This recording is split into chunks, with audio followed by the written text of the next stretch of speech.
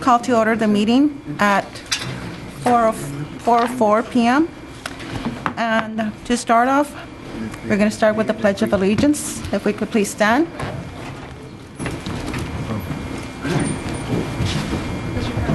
Ready, begin. I pledge allegiance to the flag of the United States of America and to the republic for which it stands, one nation, under God, indivisible, with liberty and justice for all.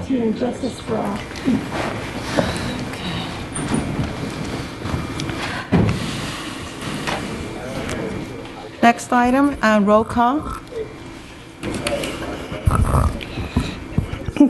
Okay. Mark Larson. Present. Micah Body. Present. Gil Perez. Here. Shorty Hickenbottom. Gerald Ghana. Here. Freddie Nunez. Freddie Nunez. John Hernandez. Here. Eugene Bombera. Here. Vice Chair Gomez. Present. Michael Anderson. Lee Osborne. Here.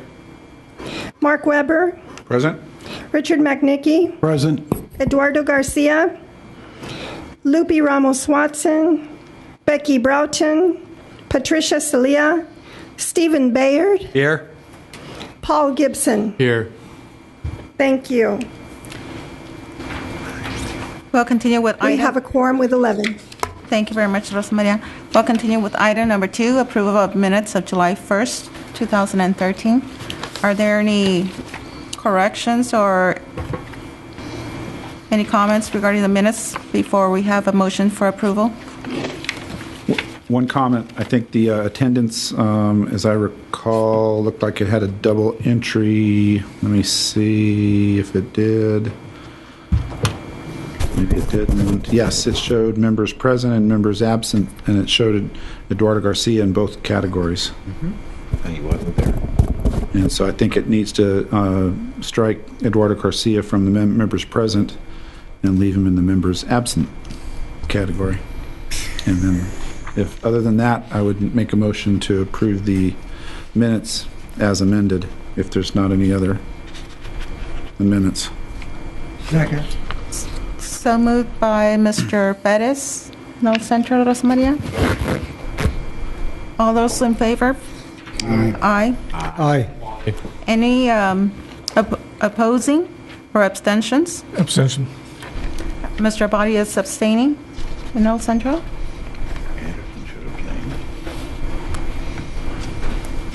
Motion passes. Item number 3, public comment period. This is the time for public comment. At this time, you may be heard in any item not listed on the agenda. Those who wish to address the committee should come to the microphone and state their name and address for the record. We request that you limit your remarks to no more than 5 minutes. The comment period will be limited to 10 minutes. Please note the committee may make a recommendation on any item on the agenda. Anybody? Nobody present in El Centro? Anybody present in La Quinta?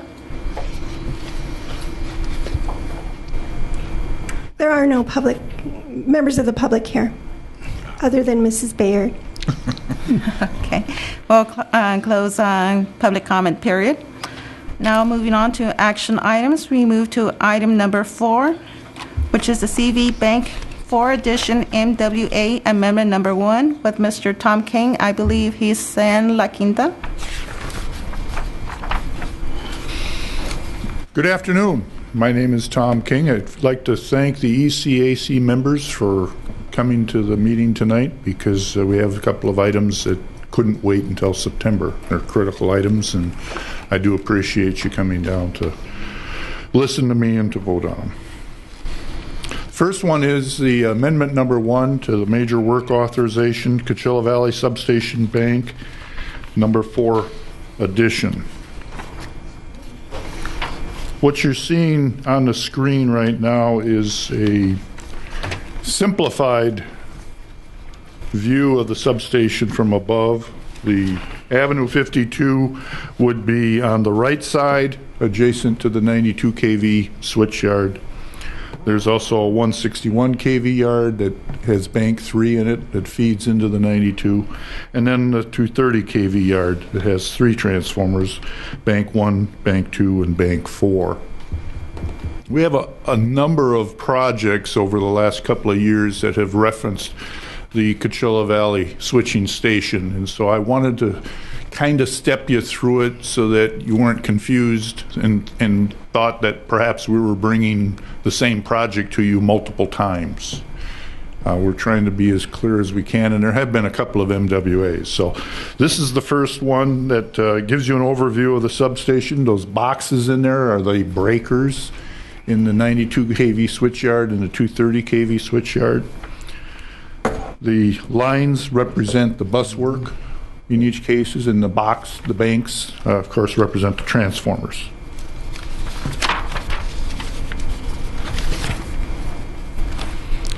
The CV substation Path 42 upgrade project.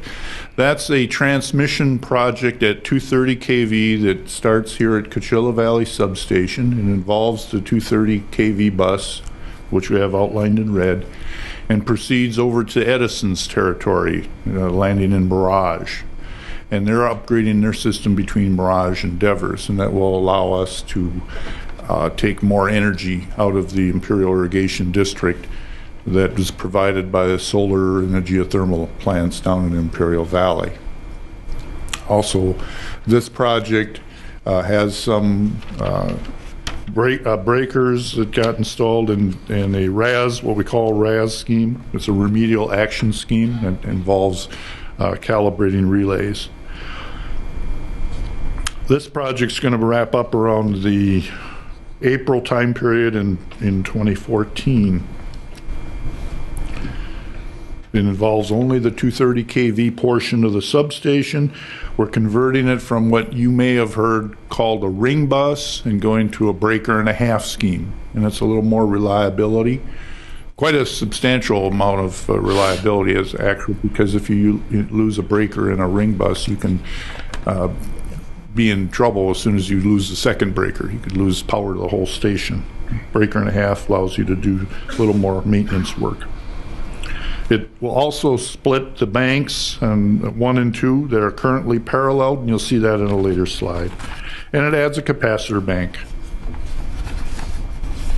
We hope to start this project. It's already been awarded, and we hope to start it on October 9th or sometime early October. We're in the middle of the environmental process right now. We're doing the CEQA work, and it should be going to the board on the 20th of August. And then we got the NEPA work as well. The next slide shows the Bank 4 addition project, phase 1. This is for major work authorization 100239. And this part, phase 1, was completed in 3 months. It wrapped up in July 2012. That's where we relocated the transformer, Bank 4, circled in red, and we took the existing 2 banks, Bank 1 and Bank 2, and paralleled them. That was kind of as a result of the problems we had September 8th, 2011. We also went in and added a couple of breakers that would help tie that Bank 4 into the 92 bus. In all cases, the 161 ties into the 92 and the 230 tie into the 92. The 230 does not tie directly into the 161. So we use the 92 as the common bus between the 2 voltages.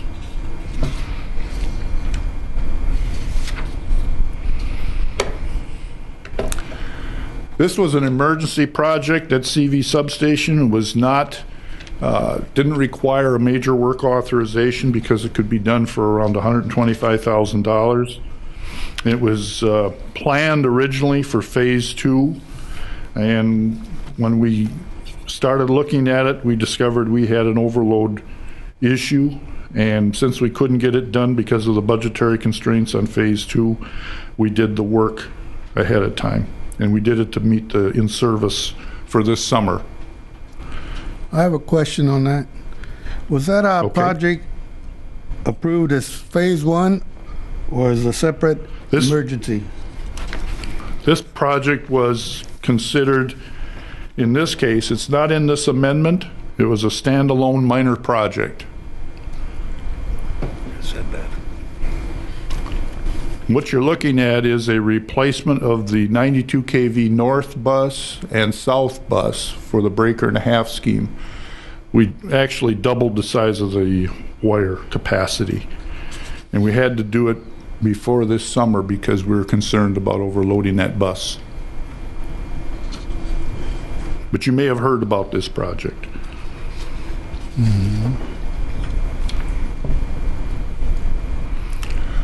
Now I'm bringing you the rest of the project 100-239, which is Amendment 1, which completes the rebuild of the rest of the 92 kV switchyard and also builds a firewall between Bank 4 and Bank 1. That's why it's shown in red.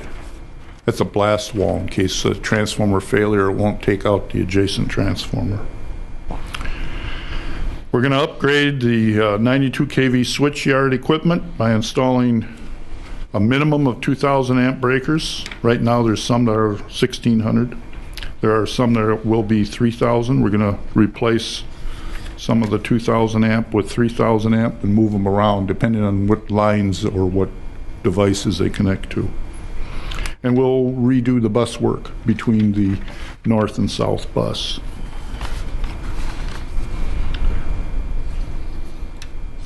We're in the process of trying to, or desiring to order the material, and that's why we came to you tonight for your approval of the project, recommendation to go forward with the board, because upon approval, we will order the material, and we'll start sometime after October. More than likely, waiting on some of the long lead time items that might not come until January, but we hope to get it done before the end of April in 2014.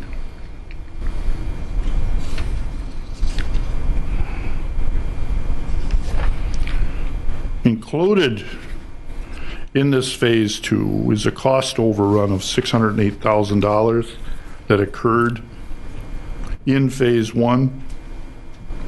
The paralleling of the two banks occurred on a weekend. We had to pay double time. Again, it was a rush job to get it done.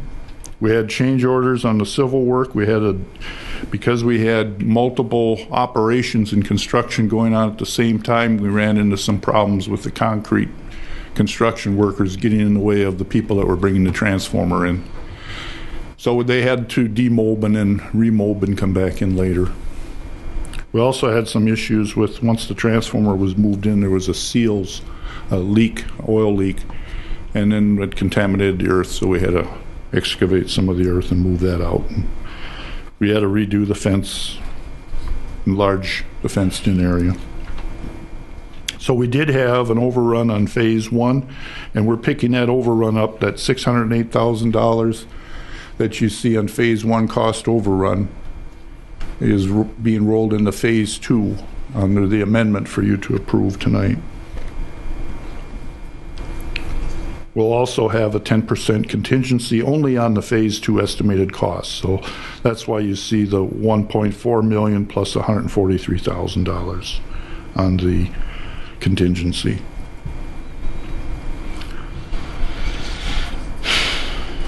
Staff requests that the ECAC make a recommendation to our board of directors for approval of the amendment number 1 of the major work authorization for Coachella Valley Substation Bank number 4 addition, project 100-239 in the amount of $2.1 million.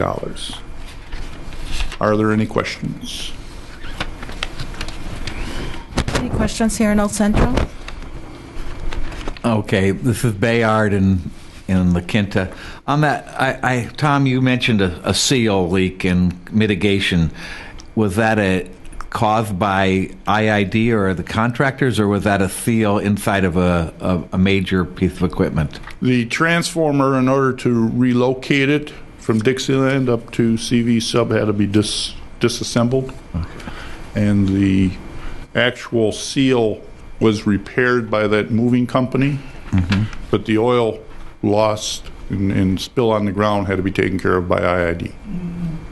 Kind of like an insurance policy, you know, if you have a roof leak and you have water damage inside, the insurance company will pay for the water damage inside, but you have to still repair the roof. Okay. So in this case, there wasn't a contingency with the moving company that they would... they actually did contribute. I think it was around $15,000 that they contributed for their fact that there was a seal damaged. Okay, thank you. Mr. Bayard, any additional questions or comments from La Quinta?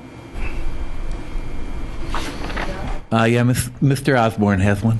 Thank you. This unit that was brought up from the Dixieland, how old was that? It was a relatively new transfer. It had been at Dixieland, I believe, less than a year. It was never placed in service. Okay, thank you. One more from Mr. Weber. One more question. On the contingency, the 10% contingency, that's kind of a standard. I know that the contingency is not on the overrun, obviously. Right. But I know we've seen sometimes where contingencies sometimes are 15%. The 10% contingency. Can you talk a little bit about how the contingency's set up? We generally speaking, if we don't have the engineering complete, the contingency could be higher. We've had contingencies up to 25%. That's when you're doing a very high level of cost estimate. But when you get your engineering complete and you can get your materials either ordered or at least you know what the price is, you can normally narrow that down so the 10% contingency is more or less an industry standard. Nothing else in La Quinta. Colonel Central, Mr. Hernandez. How you doing, Mr. King? I have a couple questions. I'll start with the first question is, when was the original date of the work proposal? When did this actually come before the board for the first phase? Kind of get a timeline on some of this. You're talking about the project, the original major work authorization? Yes. When was that? I don't know that I have that data in front of me. Do we have any project managers down there in Imperial? They were going to assist me if necessary. Yes, that MWA was approved in April 2012. So it was done pretty quick. Yeah, we did it April 2012, and we completed by July 2012. So April to July, and yeah, it really was a 3-month project. It should have taken about a year to a year and a half to do. Okay, and so the project is done, the overrun is done, and we're just looking at something. Phase 1 is complete. And the phase Only one. phase 1. Phase 2 hasn't been done yet. And the phase 1 completion was for the overrun of 600,000. We overran the phase 1 cost estimate by $600,000. Yes. Okay, and so so that's already done. So I imagine, we're just definitely going to have to pay the bill if it's already pending. And I heard that the overrun was attributed to overtime, and what other reasons was the overrun attributed to? We had various contractors working on the site, and they couldn't all do their job at the same time, so we had to demob some and then remob them later. The oil containment issue was also a part of that cost overrun. Mr. King? Tom? Yes? I'm here in front of you. It's okay. I know what it means, but why don't you explain demob? And when you demob is if you're on site, contractors performing work, but you ask them to pack up and leave. And then they have to remob, that is come back, bring their equipment, bring their materials, bring their men back at a later date. And so you have to pay, that's an additional cost that you normally wouldn't incur if you have a contractor come on site and you allow them to complete their job from beginning to end.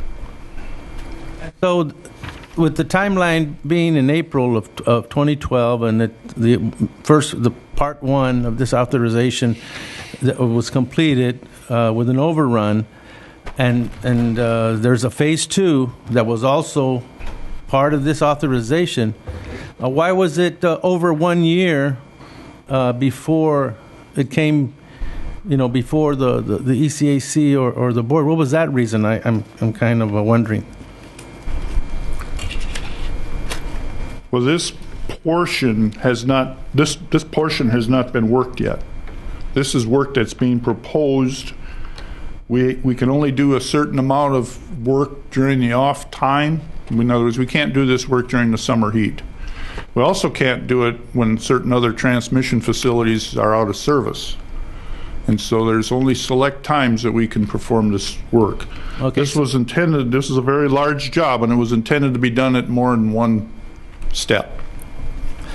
I see. So it really wasn't something that was part of an emergency authorization. This portion is not, although it is important we order the material pretty soon or it will become an emergency. That's where it's kind of confusing to me that this was part of an emergency authorization and one portion of the work authorization, yet it was 2 phases. And would imagine that the work authorization or the work that was going to be done, the total amount of the work in order to keep the system reliable was something that was needed. So it just was a question that I had as to the reason that it's a year later and not only a $600,000, what appears to be a $600,000 overrun, but it raises a $2 million question, because now it's a $2 million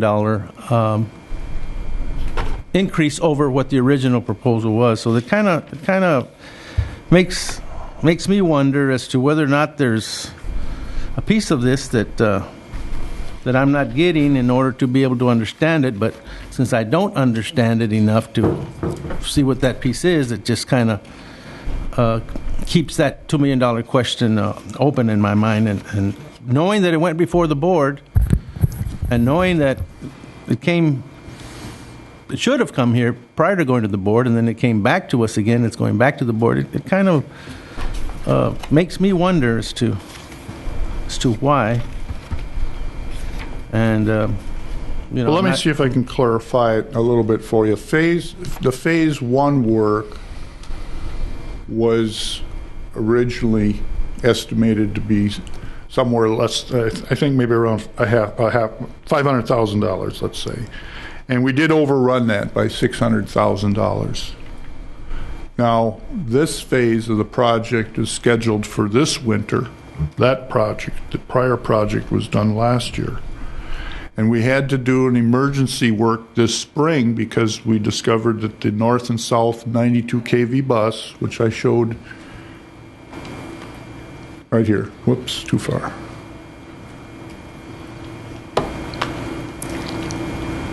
See if I can get there. There we go. We discovered that those buses were about half the size they should be. And so that project was not part of the emergency work, or phase 1, excuse me. They're not part of phase 1 that we tried to do early. We had originally designed it to do all the 92 work at one time. As you see, we're doing the rest of the 92 bus in phase 2. There's a circle around the rest of the bus.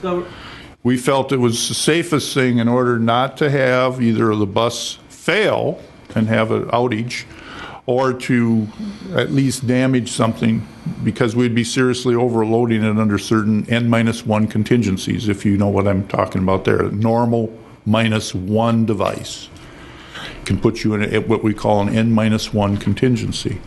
And so this project was not a major work authorization, but we did it as a minor project, and we spent $125,000 to do that bus upgrade of the north and south bus. Now we're coming back to do the amendment for the rest of the work and trying to get it scheduled through this next winter period when we're lightly loaded, and go back and also add the firewall between Bank 1 and Bank 4. These are all things that, had we maybe done this 2-3 years ago, maybe we could have done it all at once. But with the higher loads, with the more generation that's going on in the Imperial Valley, the greater power flows on the 230, we couldn't do it that way. Tom, this is Carl. Could I interject on this? Go ahead, Carl. A little Please. bit. And what might help here is for you to understand this Bank 4 addition goes back to that September 8, 2011 outage. We actually lost Bank 1 and Bank 2 because of the flows across that system once that 500 kV line tripped. That Bank 4 was a result of looking at this system, finding out what we could do quickly to protect against another trip. So we did absolutely an emergency MWA on adding Bank 4. And then we paralleled Bank 1 and 2. Now, Bank 1 and 2 are 150 kVA transformers. Paralleling them gives us 300 MVA on one circuit, and we added the 300 MVA on the other circuit.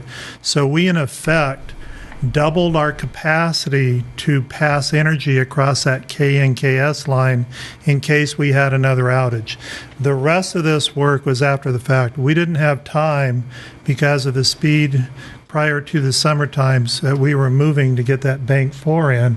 We didn't have time to go back and do the rest of this work that would have normally been associated with doubling that capacity. So we're looking at two very distinct times, and for very real reasons, we couldn't afford to have another outage cascade through our system.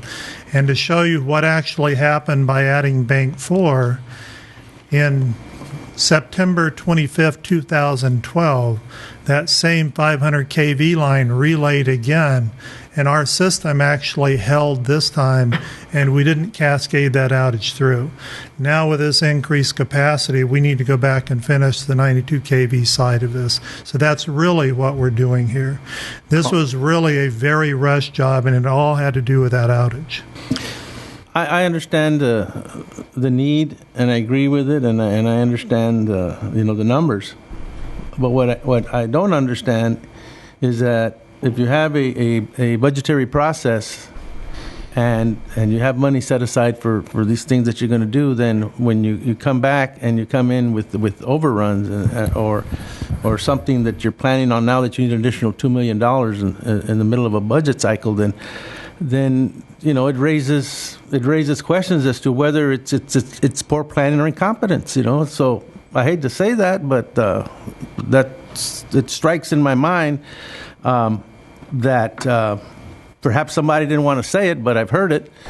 But I'll say it, and the bill's made; it's to be paid, and I have no problem with that. I understand the need for it, and certainly want to keep the system reliable. But it does raise questions as to how it was done and how it was prepared and how it was presented, and then now having to come back and having it to split it because there's two phases, and some of the members said this $2 million addition to the budget is maybe not significant, but it adds up. So I think that was my concern. I mean, you've answered your side of the question, but the other side of the question that I had, and I'm sure some of the committee members had, was on the side of the planning of this and how it was presented to us and how it was presented to the board. And so that's just my point of view there. So Completely understand. Yeah, Carl, usually when you build these Is your things- mic on, Mr. Pettis? It's on. Oh, okay. When you build these, you usually build them for more load than you actually require at the time. Can you hear? Okay. Why is that this all of a sudden didn't have that capacity to be able to afford this additional capacity? What did you shorten or make the original ones smaller than it should have been? No, but what we are seeing right now is heavier flows due to generation issues on the coast. And so what we're seeing is heavier flows coming across 500 kV lines. From what? Coming across these 500 kV lines. Oh. San Diego's importing more energy. The loss of once-through cooling on the coast dropped off about 16,000 megawatts of generation. requires more generation to supply their load. They're importing that generation quite a bit. So the flows across these circuits are higher than we've ever seen them before. September the 8th, 2011 was a result of that line tripping out, but it was like the perfect storm. That high flow across there went across our system. Everybody was looking at that and reacting to it. So you're seeing a result of the coast importing more and more across these lines. Mr. Larson? I have a question, Mark Larson. One of the things, I guess, that I am concerned is the overrun of the 608,000 for one. Efficiency-wise, I'm curious, who was in charge of the project management? That's one of the reasons why supposedly there was an overrun. Was that an IID project management, or was that hired out? And if it was IID, you know, what are we doing to hopefully in the future not have those extra costs when we have contractors there at the same time who can't work? Because the bottom line is the people in Imperial Valley pay those costs. Yeah, I was the project manager at the time. Okay. In charge of that project. You have to remember, this was an emergency project, so when they put the budget together, we did it in a very short time frame, so we couldn't get the exact cost because it was an emergency project. So, and then the scheduling, because it was a short time frame, we had contractors overrunning each other, so that's why we had to schedule it out that way. Okay. Then my second question is, I think it's, in my opinion, to pay double time in a world when we could bring in, Well, the reason we had to pay double time was we had to keep the outage to a minimum because of the generation plants that had to be out also. So we had an 18-hour window to do this work, and all the contractors had to work at that time frame. We had to bring contractors on to do that work in that time frame. Okay. I guess my third question is why was and if I have this right, the transformer who was less than 1 year old that had never been hooked up at Dixieland, was there a project that it was going to go to and then didn't get done, and then we decided to pick it up and move it again? Yes, there was a project at Dixieland that was going to get done that did not get done at the time. Okay, so we spent money to get it out there and then put it together and take it apart and take well, it if we would have had to order a new transformer, it would have taken a year and a half to get here. No, I'm trying to get efficiencies here. That's all, because in the real world, this is all a cost to the ratepayers, and I just want to make sure that we're trying to be as efficient and looking down the road that we can save costs wherever we can. It doesn't sound like much at 600,000, but that's a lot of money. So I'm concerned, as a member here, that we're trying to. I guess the expectation from me is that we're here to listen to what you've done and make approval, but at the same time, I would like to be able to say we should be doing it as efficiently and cost effectively as possible. Mark, the Dixieland transformer was a project that was ongoing, and I think Mr. Abadi sitting next to you actually was one of the board directors that actually approved the setting of the transformers at Dixieland and Ivy Sub. And they were in the process of doing environmental clearance, but that portion hadn't been approved yet. When we moved that transformer, we had what we considered to be an emergency condition. We still have to go back and reorder that transformer for Dixieland to get it back here. We have got to replace IV to Dixieland, because if we don't put that in, the S line with 165 megawatts is radio, and we can't take it out to rebuild the S line. So the IV Dixieland is absolutely necessary for us. It'll give us backup. It'll give us the ability to lower our reserve capacity, because our single biggest contingency, which is that 165 megawatts, goes down and drops to 120. So it actually saves us money, allows us to maybe use that excess generation in another capacity. So we consider that IV Dixieland critical. We think it's necessary to move forward with. It was in the implementation portion of that.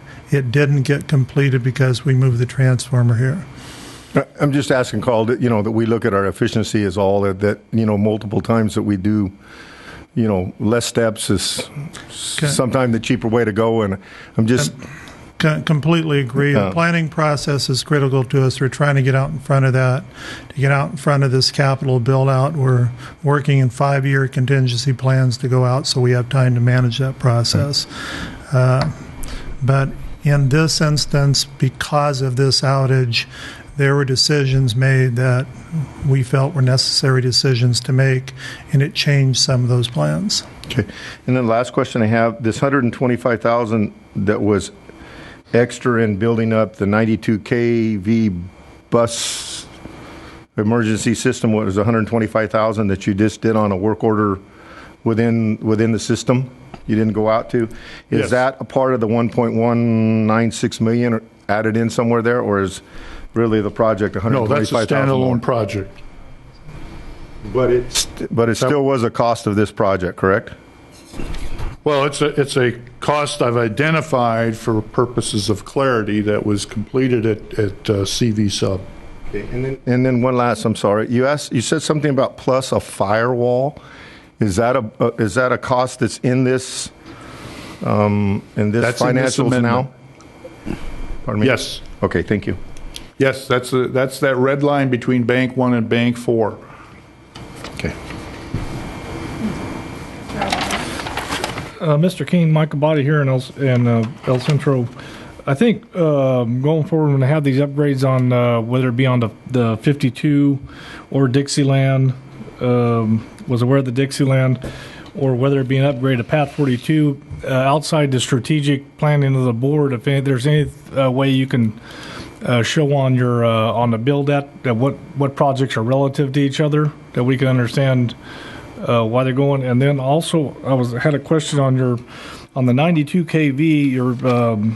You're switching 2,000 switches out for 3,000 switches to handle more of the load, and you're going to relocate them. Are any of that relocation in the salvage that's on the IID board agenda? And is that a funding source for some of this overrun on that salvage that I think is being brought in front of the board?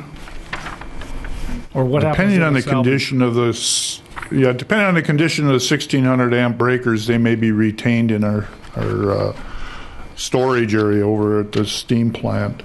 The 2,000 amp breakers are being relocated and being replaced with 3,000. There's 4 of them being replaced with 3,000 amp breakers. But the 2,000 amp breakers are adequate for use on transformers and things of that nature, where they're not going to see the kind of load that you'd expect under N-1 contingency. So we're just repositioning them on the bus. Okay, I was just wondering what especially the equipment that we use on the 92 kV, because the 92 is somewhat unique as far as a transmission voltage or wattage. It's not as common, but it's unique, and it's a valuable asset. So they won't just salvage them out, because we have lots of 92 from all the way down the small hydro in. As long as they're usable, we'll plan to keep them usable in the system. Okay. Mr. Anderson? Mr. King, this is Michael Anderson. When do we expect to get the bill for the transformer to repay Dixieland substation project? The financial transfer may already be in the works. It's a matter of accounting doing that work. And Walter, if you're still there, I think that was initiated. That transfer has already been done. So the cost from Dixieland has been transferred over to Coachella Valley Bank 4 project. So Dixieland has been reduced by that amount of the transformer cost. And so have we ordered the new transformer for the Dixieland? That is in the works. And that bill is coming? It will be an MWA coming forward with that again. If we order the transformer now, it won't be in until 2014, maybe early 2015. And so it'll actually be budgeted for in a later year. And that's when the Dixieland project... We do project... have the options... Excuse me? When will the Dixieland project start up again? Or when will... Well, we hope to bring it to the board yet this year. We'd like to order the transformer. That's the most critical and longest lead time item. It can take up to 18 months. Are there any I'm sorry. Madam Chair, we have a question in La Quinta. I'm sorry, Mr. Anderson. Go ahead. My last question was, are there any other hidden charges that haven't hit the books yet? That you know I'm not aware of any at this point in time. Okay, thank you. We do have a 10% contingency on the work that's being proposed as part of phase 2. Hopefully we'll be within that. That's good engineering practice. Let me just double check if there's any additional questions here in All Central.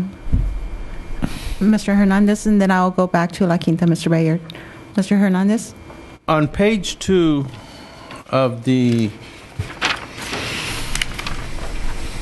I guess it would be the summary there, that of the, I guess it's a 4-page, the one that has the signatures at the end. It also has a breakdown, the cost summary for the project. The page before that, where it says the installation of a third 300 and the 230 Bank 4 transformer Coachella sub under phase 1, that was already done, or is that something that needs to be also part of the... There's no transformer work being anticipated. I'm assuming they're referring to the 300 MVA transformer that was moved. Because it sounded to me like that was showing that was, or that's just justifying the 600,000 overrun or something else, because is that work already done? The $600,000 referred to as a phase 1 cost overrun has already been completed. On yes. page, do you have that before you? I'm trying to find it. I'm not sure what page you're number talking 4 about. on the bottom. Page 2 of the... You're talking about the amendment of the major work authorization. Right. On page 2 where it says amendment justification, you see that paragraph there? Yes. So it talks about that as a result of the major system disturbance, the IID Energy Management recommended the installation of a third.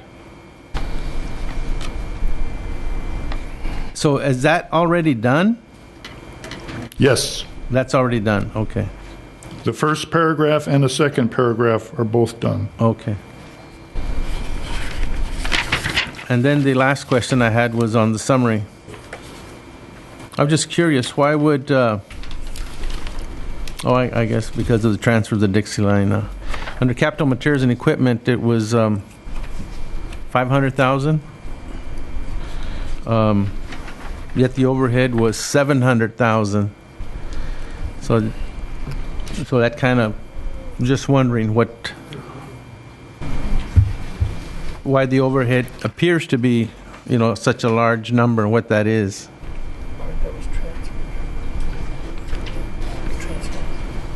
Yeah, perhaps Walter can help us on that.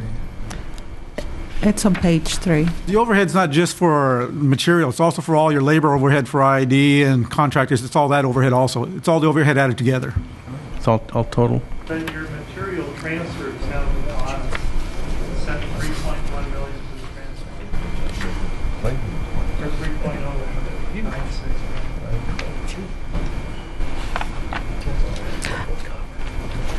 Mr. Bayard, you said there's a question from La Quinta? Go ahead, Mr. Weber. Well, a couple questions, I guess. Obviously the scope of work has changed, therefore the overhead was going to change. To me, I think that is pretty consistent and pretty obvious. This was a series of serious projects that totaled $7.2 million. In the scheme of things, this is one series of MWAs, major work authorizations, at that $7.2 million. There's a lot of other MWAs, I assume, that are out in the system, also totaling out millions of dollars, I assume, Yes. right? Yes, sir. So the magnitude, I guess, is kind of what I'm getting at. When it comes to some of these things like long lead items, like transformers, especially when it comes to transmission level transformers, The average lead times are in what kind of category? Well, 18 months for a power transformer, and you could have probably anywhere from 8 to 14 months for breakers. Right. So I think that, to me, kind of clarifies some things.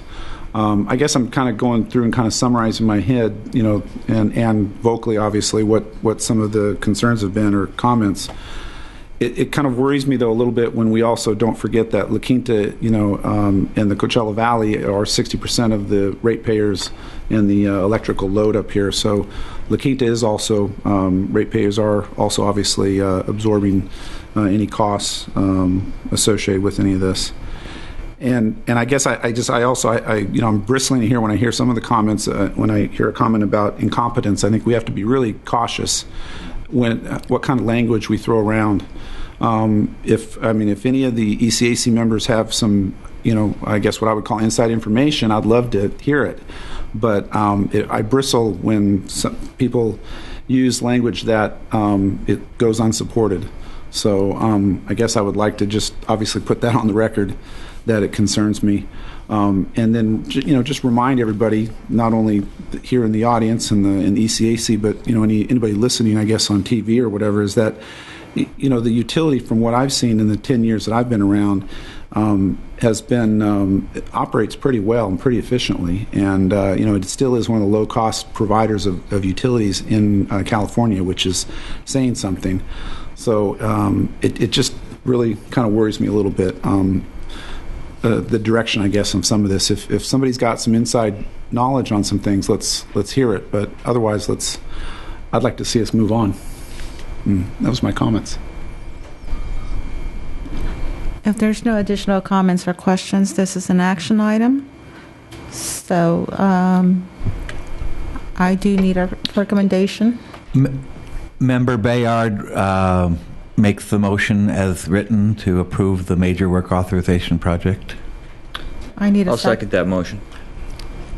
Member Osborne seconded. Okay, so we have a motion on the floor. All those in favor say aye. Aye. Aye. Aye. Aye. Any opposing? Measure action item 4 is approved. We move on to action item number 5, which is Irby Construction Company Service Agreement. Mr. King. Thank you very much, Chairman. Is this on here? Next one on here? Oh, that's right. There's no presentation. You have in front of you the amendment to the service agreement with Irby Construction Company. Irby has been used historically in two ways. One is we've asked them to bid on specific projects, and quite often we also issue a 3-year contract where they actually are an extension of our own forces, and they won the contract approximately 3 years ago. And so now we're at a point where we're running towards the end of their 3-year contract. We had used them to construct the C solar line in Imperial Valley, which is to pick up some of the photovoltaic generation along the west side main. And they did that, and it was reimbursed by the developer at the time. But that took over $1 million out of our funds that we have internally to pay for that work. And what we're asking for with this amendment to the service agreement is to restore that $1 million. We're spending with the Irby folks, well, it varies, but it's up to about $500,000 a month. So this, if we don't act on this process now, we'll run out of money at the end of August. That's been authorized to pay for Irby construction. We have a couple of projects that Irby has traditionally worked on for us, as well as our own crews. One is the pole replacement program. They have transmission equipment, so if we have bad poles for our transmission lines, we tend to rely on Irby to do that work. They have bigger equipment than what we have. Also, we've used them for the concentric neutral replacement program, where they pull in new jacketed cable to replace the open concentric cables. And that's been in both areas, both the Imperial and the La Quinta area. We have a project coming up in Coachella that we will need them for, and that's the grade separation project on Avenue 52, where they're going to build a bridge over the railroad track and over Grapefruit Boulevard. And so there's some transmission poles that need to be set there. And so we'll be needing to use them. That's estimated to be around $430,000 just for that one project by itself. So what I'm asking for is for your recommendation to extend their service agreement by the amount of money that we got reimbursed by C Solar, which was a little over $1 million. We are intending to go out for a new bid, and potentially we may award that bid to more than one provider to try to get a little bit of competition. But we have to be careful, because if it's too small of a piece of pie, nobody will bid on it. And so, but that's ongoing. We're putting that bid package together now, and hopefully we can have it out on the street before we run out of money this next time. Otherwise, I'll have to come back sometime in October, I guess. Any questions? Central, Mr. Abadi. Mr. King, like the C Solar line, also is this one also a reimbursable project by the project owner, which is Coachella Valley? And if no, it is not. It's in street right away, and we need to relocate the line at our expense. Okay, then, but the C Solar you were talking about is reimbursable? That was reimbursed, but we don't reimburse it back to a service agreement. It gets returned to the general fund. Then what is your funding source? CP paper, or how are you going to fund this? This will be funded off of the budgeted items that you see in front of you. The pole replacement plan, that was budgeted. The neutral concentric cable replacement plan. There's monies that both of those can pay to fund that. Also down in the Imperial Valley, although it may not happen until after October, is we have that Dogwood and I-8 interchange that also involves transmission. And that one will be totally refundable by Caltrans. So we do have a need for utilizing a contractor with transmission equipment. Any additional questions here in Old Central? Mr. Larson? This is Mark Larson. Let's see if I understand this right. The pole replacement program and the underground cable replacement, you have money set aside for those two particular projects now? Is that correct? Yes, they're budgeted. Okay. Yes. So if you don't get the extra $1 million or whatever you're asking for to do these other projects, you would use that money to get you through a couple months and not do those projects? Well, the type of work that we use IRB for typically are, I'm going to say, the more difficult work on distribution or transmission work at 92 or above, because they have larger equipment than what we handle. Mm-hmm.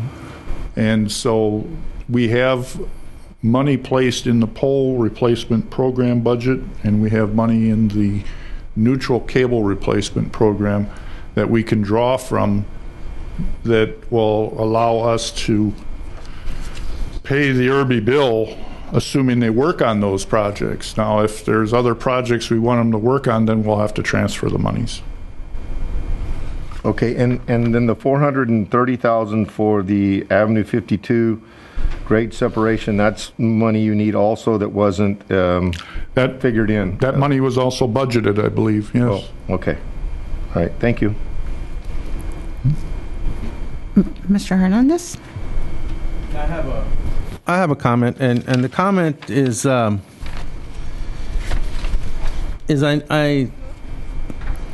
seen a lot of crews from IRB out in the field over the years, and I know that we've reduced the need after the boom kind of slowed down, and yet we're still using them to the tune of $19 million. And I did hear a comment that says that they have bigger equipment and they do more difficult work. So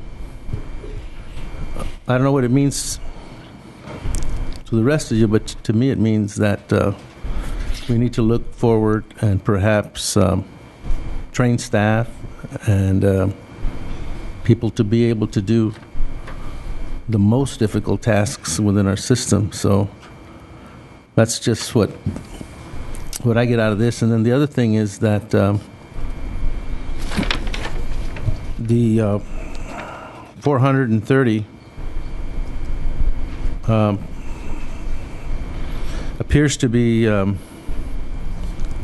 of the range of what's required to go out for bid. So I'm just wondering if how that is justified. So those are just some things that come to my mind looking at it from my point of view.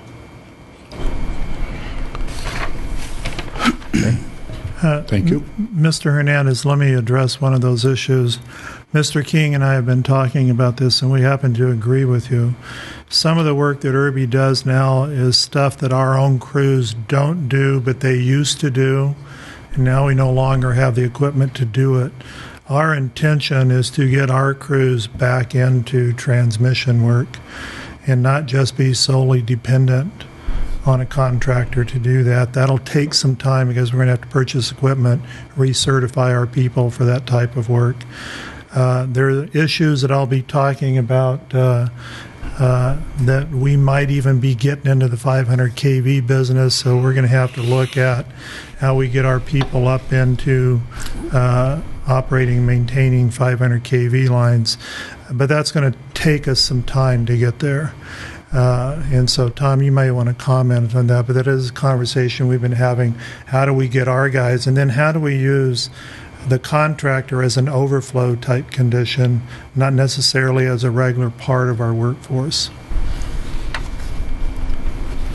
How long has Irby been around now? Madam Chair, excuse me, in La Quinta, we're going to lose our quorum in about 15 minutes. I want that to be known because any action item that we don't vote on will not happen tonight. Thank you. Okay, thank you. Mr. Pettis? Yeah, I move that we recommend to the board that they approve this amendment to the Irby construction agreement, that number that is stated there. Okay, so we do have a motion. I do need a second for this, unless there's somebody else that wants to make additional comments, or... I'll second the motion. This is Dick McNicky. Mr. Abadi, did you have a question, or did you want to... Mr. Abadi was also seconding. So we have a motion on the floor, and all those in favor say aye. Aye. Aye. Aye. Any opposed? No. Motion carried. We'll rapidly go on to action item number 6, which is energy rewards installation rebate. Ms. Jamie Ashbury. Good afternoon to the ECAC members. I am presenting on Sabrina Barber's behalf this afternoon because she had a family emergency that prohibited her from being here. So I will go over...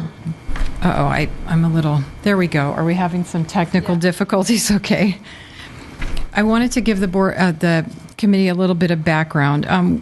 This has been sort of to the ECAC and back to the board a number of times, and there have been some questions about what the intent of the program was and what the board's directive was and what everyone's clear understanding was. So we're here tonight to sort of go over what we believe that the Energy Consumer Advisory Committee recommended and that the board also recommended. And we'll preface this by saying that on a going forward basis, we've had some internal meetings, and we seriously are going to take a look at the stakeholder process as we roll these new programs out. We think that initial feedback from customers and potential vendors is going to be beneficial in helping us sort of mold guidelines for these programs so that we're getting the best and most effective participation in them that we can.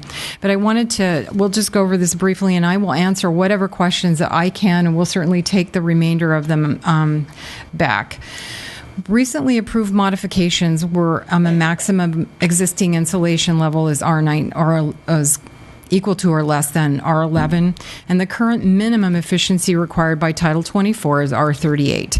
So the reimbursement was 60 cents per square foot or 15 cents per square foot, depending on the home's construction date. Before certain construction standards relating to attic insulation were adopted, there were varying degrees of that in the age, depending on the age of your home. So the approved modification was a maximum if existing insulation level is equal to or less than R19, then the minimum efficiency would be increased to R38, and we would reimburse at 60 cents per square foot. And that would be conditioned on the space. We would only reimburse based on the square footage of the first floor of the dwelling. This is a fact sheet where you can see the different types of attic insulation, the different depths in inches, and what the total R value of that is based on. So you've got loose fibers, you have granules, and I think it's bats, and I can't see that far. I apologize for saying that.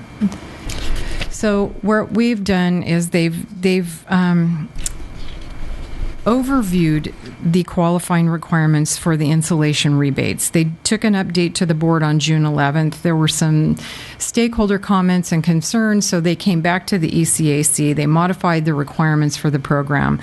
Then they went back to the board again for approval, and I think there's a little disconnect between what we believed was happening, or what we believe the board understood, and what stakeholders understood that to be. So we wanted to make sure that we had clarity and that the amount that we're reimbursing is consistent.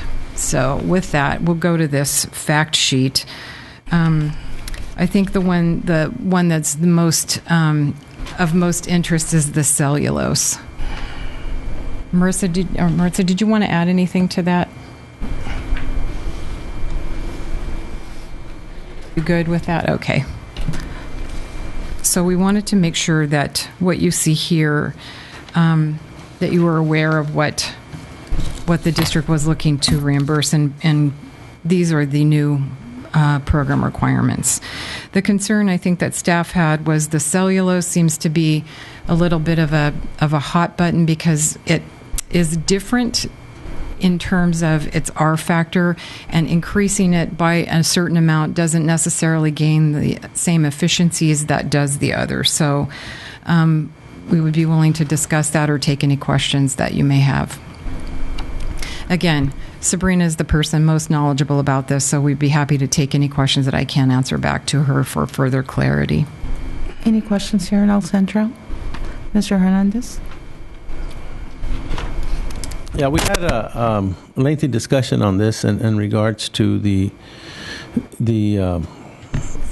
R factors and so forth, and I think that that in the discussion we were not only talking about the R11, R19, and what the Title 24 requirements, but because we're in an area that is much hotter, right. We were saying that more insulation was good. And so the discussion revolved not only around the R19, but also revolved around 7 inches or less. Right. And so when the motion that I made was made to modify and go to the board to modify, the intent was 7 inches or less. And the board's motion was to accept the recommendations of the ECAC, which were to modify. But what came out was the R19 or less, or R11 or less, which is with 6 3/4 inches or so forth. So I think that's where the discussion continued to be kind of blurry. And so I just wanted the ECAC to get another shot at this and say, okay, was our intent on the 7 inches or less, or was it something different? And if it is something different, well, let's clearly state that so that there won't be any misunderstandings, and thereby the interpretation that staff had of what our recommendation was to the board still won't be confused, because the motion at the board wasn't related to anything about the inches or the R19. Basically, it was the modify as to what the ECAC recommendations were, and that's where the confusion was at. So, I don't know where the other committee members stand on this, but I even remember that Mr. Bombera gave us a little thing to measure, and we're talking about the 7 inches, and that was the discussion. And what we as discussed was my understanding of what we were discussing, what we're talking about, but that's not really what the end product resulted in. So I just want to clarify that your main concern is the volume of the insulation and not the R value factor. Is that accurate? The 7 inches or less. Okay, and that's what the intent of my motion was. And that's not what came out in the final changes that staff put out. And I don't know if there was some confusion on my part or on whose part, but I just wanted to make sure that we were clear on that so that the board was clear. I think the concern that staff had, and maybe there was a misunderstanding, was that particularly with respect to the cellulose, that they would only have to add a very small amount of material to that to achieve the same 7 inches. So they would be using less material. The rebate amount would be the same. So essentially, and potentially, IED could be over incentivizing for over 100% of what the actual cost of that was. Did you want to elaborate further? Please do. Maritza Nunez. Hi, good afternoon. My name is Maritza Nunez. I'm the program specialist. I oversee this program. Mr. Hernandez, 7 inches, sir, is different with all types of materials. So if we say 7 inches for one material, that's already R38. So it's already meeting Title 24. So it wouldn't be a fair measurement to say 7 inches for all materials. And what I was saying, it doesn't matter if it meets the minimum of Title 24, that we were in Zone 15, and the recommendations of EPA and other agencies that can be anywhere from 40 to 65 on the R factor. So that's why the recommendation was made for the 7 inches or less. That was the discussions that we had. I don't know if you were present at that meeting. No, I wasn't. I understand, however, that will greatly affect the cost effectiveness of the incentives, and I could provide you with figures on that later, but we don't measure the other incentives such as we do this one. This is the only incentive where we allowed more than 50% of the measurement to be paid, and Jamie will provide the incentives later, but it just wouldn't be a fair assessment on the 7 inches all around. Thank you. Question. Mr. Larson? Yeah, Mark Larson. I was just, I don't know, all of these measurements, 4 inches, 7 inches, 6 inches, whatever. Isn't the end run of this program is to get to R38? Correct. So why are we worried about all of these different factors that are different kinds of products in there? We have guys that are doing insulation. Why don't you tell them you're going to pay whatever it is to go to R38? And not worry about whether it has whatever it hasn't, whatever it takes to get it to R38. That's what the person has to do, regardless of what they have up there, and that's what you'll pay it for. You won't pay them for more than that. You're going to have inspectors do it. You bring a sample in from whatever's in the house or whatever. But it seems like we make it really confusing. We had, before the house was built, before this, you couldn't do that and this and. We got to make it easy enough if we want people to use it to say, how do we get to R38? It's going to cost you about $700. We're going to give you $500 back. It costs you $200, and here we go. Are we making it too hard? Right. We'll just have to factor in the cost of the material, because in that case, a contractor may only add 1 inch and charge the same as if they were to install 7 inches per square foot. The main thing that we wanted done was not the word of R19. We wanted the 7 inches, and that's what we voted on, and we passed that. It went to the board. Mr. Hanks made the motion on the recommendation of the ECAC, which was for the 7 inches, and we had nothing to say about R19. Ms. Barber submitted that in her writing and came out R19. That was not what we recommended. And this thing that we keep going over and over, and I don't want to make more comments because she's not here, but I will reserve that when she's back. But right now, we do need to clarify that what we want is that 7 inches. Not what's going to cost or whatever. You could come out with all these different figures, but the service is needed. It's hot, and the people need that service. The money should go towards the ratepayers and direction instead of commercial. So they should be first. Talk about that. How about organizations that are nonprofit organizations for this program? That would be good. It hasn't been brought up. Money could be used for that to insulate them. There's a lot of organizations here in the valley that could use that. And I say that's one direction of keeping that money going, because all you're doing is accumulating it all year. We're over halfway, and you still have so much money left. So the key is to get the money out to the ratepayers, not to for the IAD to keep it just leaving it there till they're ready to do something with it. Thank you, Mr. Gaona. Just one final comment, Mr. Gauna. I understand. Just as please remember that 7 inches with certain material is already R38 and meets Title 24. Thank you. Thank you. Mr. Bayard, I know we're running short in time for the quorum. Any questions or comments from La Quinta? No? So, Mr. Weber has a question. Yeah, I just want to clarify. You still do you have 8 people down there? 1, 2. Yes. Yes, we do.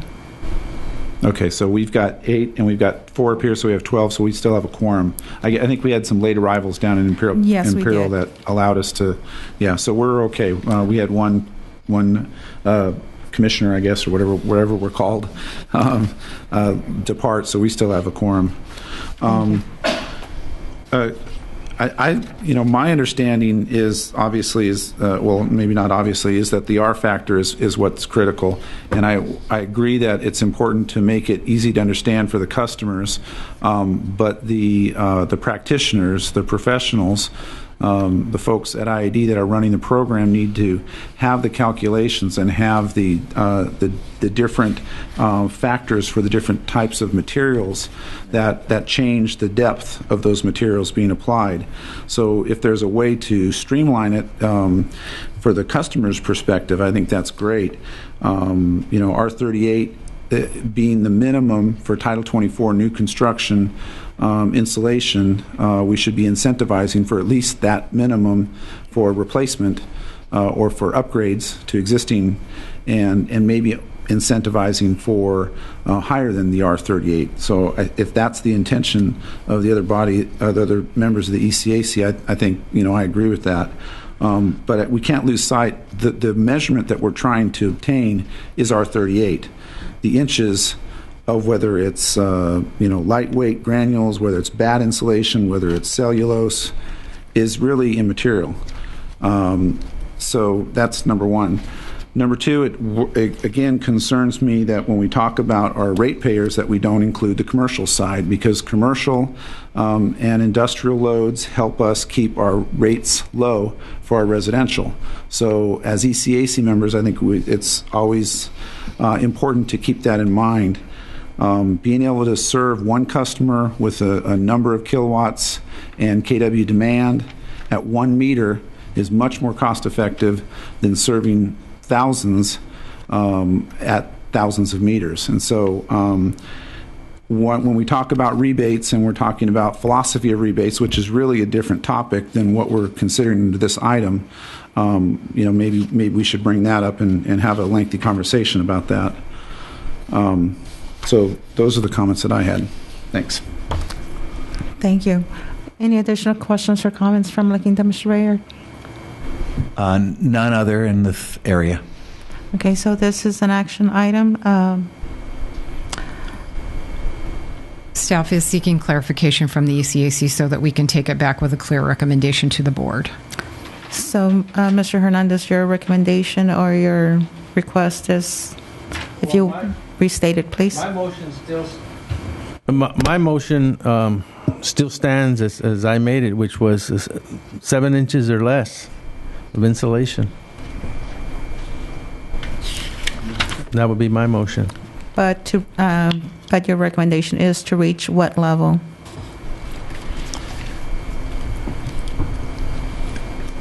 At 7 inches, that'll give you the R38? There are some, as Maritza said, there are. Am I on? There are some homes where 7 inches is R38. So, she's going to provide additional information. With the Rockwell and the Paralite, those at 7 inches are already R38. So, Mr. Hernandez. Would you repeat that again? The two types of materials where 7 inches would already meet R38 are rock wool and the Paralite.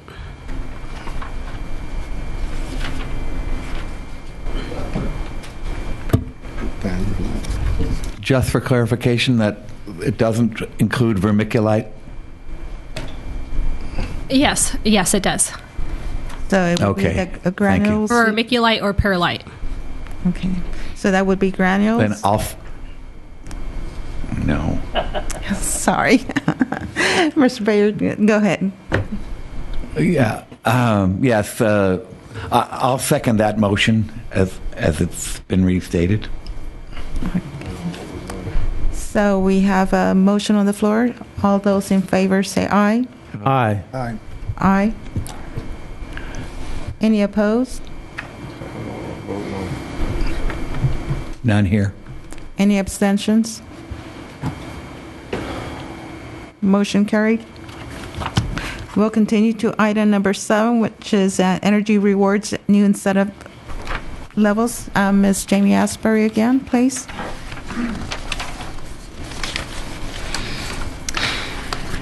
Wanted to provide an update, or Ms. Barber did, to the ECAC with respect to the Energy Rewards Program. It's rebate program. We wanted to give you modifications that were presented to the board as informational items on July 9th. And the staff has gone back and reevaluated measures based on stakeholder input, which we appreciate. And we wanted to let the ECAC know about what those new rebate level structures are for its information. And we're also seeking, again, guidance on program modifications for measures that exceed internal targets per kilowatt, dollar per kilowatt hour saved. And we also wanted to highlight some new programs or new measures that we think will increase rebates amounts. They'll be allocated from existing funds. So the purpose of the Energy Rewards Program, the goals of the program are to educate customers on energy efficiency practices, increase program participation, and I will let the ECAC know that we are looking at a more grassroots approach to how we're going to notify people of things that are available to them. One of the goals is also to design programs in a way that public benefits funds are used in the most cost-effective manner so that it benefits both the customer and the district. What you see highlighted are the proposed new measures, or the new tiers that are in red. The existing incentive per ton for central air conditioning. Previously, there was not a Tier 3 rebate offered. There is, because the energy efficiency component of that is superior, but again, the product is very expensive, so the incentive per ton is more. We've also, in response to board request, taken a look at the other incentives for existing Tier 1 and Tier 2, and we did look at increasing them, and you can see they've been doubled over what they were. Central air packaged has been increased. Both of them, those have been doubled as well. And air source with heat pump are increased. And then again, the Tier 3 has been added as a premium efficiency component. And then the heat pump package, if you can just take a look, essentially all of the incentives have been doubled. There are new measures and levels that have been instituted for refrigerators. The existing incentive is $50 per unit, and the proposed incentive is $125. On pool pumps, they're going from 200 to 400. We'll skip over windows because they're not changing. Room air conditioning is changing from $50 to $75. Ceiling insulation and shade screens remain the same. Attic fans are increasing a bit, as are solar attic fans. Those are actually new. The ones highlighted in red are newer incentives offered, and the radiant barrier has been offered, as well as an evaporative cooler measure. So I wanted to let you know that they did take into account concerns about funds remaining, and they're looking to make sure that the new rebates are incentivizing people to use the programs. And these are the E3 simulations of how those installation of those measures will impact savings. I know this is not your department, but did they ever think about putting freezers on there also? Refrigerator or freezer? I think that there is a freezer incentive, an Energy Star incentive for that, for recycling. There is, so not for purchase of new. The savings are cost effective for recycling rather than for new. Thank you. Here's the budget, and I'm sorry, it's very small, and I'm having a very hard time seeing it, and I'm imagining that you are as well. But we would be happy to, you can see essentially what the allocation between each of those rebates or those measures was for the year, the percentage of the allocation out of the total budget, the incentives paid to date, the total available for spending, for additional, and the percentage available out of each measure and the percentage spent each measure. And I will tell you that these numbers are not current through today. They're probably current through mid-June. And we do tend to historically see an influx of applications for these types of rebates at the end of the year. So I think they're trying to be a little bit conservative in that regard, because that historically is the time when we see the most activity. I would be happy to take whatever questions. Yes, Mr. Larson. One more question. Sure. Say, for instance, it takes a couple weeks before this goes before the board. You get some kind of approval on the attic insulation. Somebody's in the process of doing it today, but the program wasn't approved for 2 weeks. Is there a start date, cutoff date? Will not pay the extra amount until a date? How does that work? I believe that we count it as being retroactive through the date the program commenced. Would it be January 1st, Maritza? So we would take a backward look. Okay, thank you. Questions? Mr. Abadi? I think the overall goal, is to make sure it gets to the people that need it most, or the best bang for the buck, that we're going to the right households that would yield the best, whether it be the attic insulation or these utilities. And Mr. Gahn recently spoke about community outreach sorts of civic centers or what have you, maybe senior citizens' homes, right, if there's something available to them. A lot of them are more than just single floor, but at the same time, the construction requirements on, I would say, since the 2003 housing boom, when it started, have increased. So the biggest savings to me are anything that are 10 years and older. It ought to be where we ought to be focusing the efforts. They're probably the ones that so the incentive, and before the green requirements, green energy requirements might have been overlooked, and that might yield the best effort. I mean, there's a lot of senior citizen homes out there that and they house a lot of people. From this energy marketing section that would be dedicated specifically to going out and, person to person. There's also a number of different marketing tools. They have a marketing plan that they're looking to implement to reach a wider variety of stakeholders. Go ahead, Maritza. Right, like Jamie mentioned, we're working on a marketing plan, and we'd be happy to share that schedule with you once it's completed, if you guys have any recommendations on increasing or making any changes to that as well. Well, your subscriber says that there's still 68% available, but you have a limited amount on how much you're going to pay for the unit. Well, I mean, if it's whether it's 100 and I'm not sure what say Energy Star refrigerator cost. I'm not sure what one costs, but you're going to pay $125 a unit. Well, if you have so much left over, there's left over if you come to the end. If somebody bought one, why not increase it to $200 a unit? Some of these people may stay away from buying an Energy Star just because they can't afford the difference between 125 to whatever the remainder is. Well, I think it's incumbent on us to actually take a look at these programs at the end of the year, and to the extent that we can do more, we should do more, and we should incent them as much as possible, and I agree. And it's just been redundancy of the carryover year after year after year. We never seem to expend out what the intent is. Right. And I'm not sure how to correct that problem, or if we're not, our outreach isn't enough, or we're just not awarding or rewarding enough for making because they're putting some of their own hard-earned money too, so they're making an effort, and we ought to reward that effort. Agree. And we'll, as I said, we do intend to have a much more vigorous stakeholder process, and we do intend for the message to be out there significantly more at our pay stations, for people, that have public contact. Not every IAD employee does, obviously, but we're going to do what we can in terms of clearly the marketing program that we're using could use a bit of tweaking to reach a much wider and much more necessary audience. So we're going to make every effort to do that,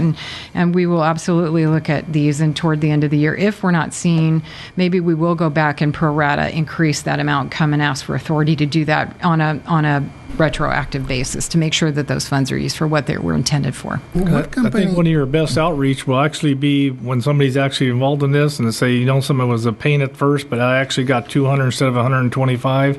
And I think your best outreach is going to be word of mouth by somebody who was successful in the process. Agree.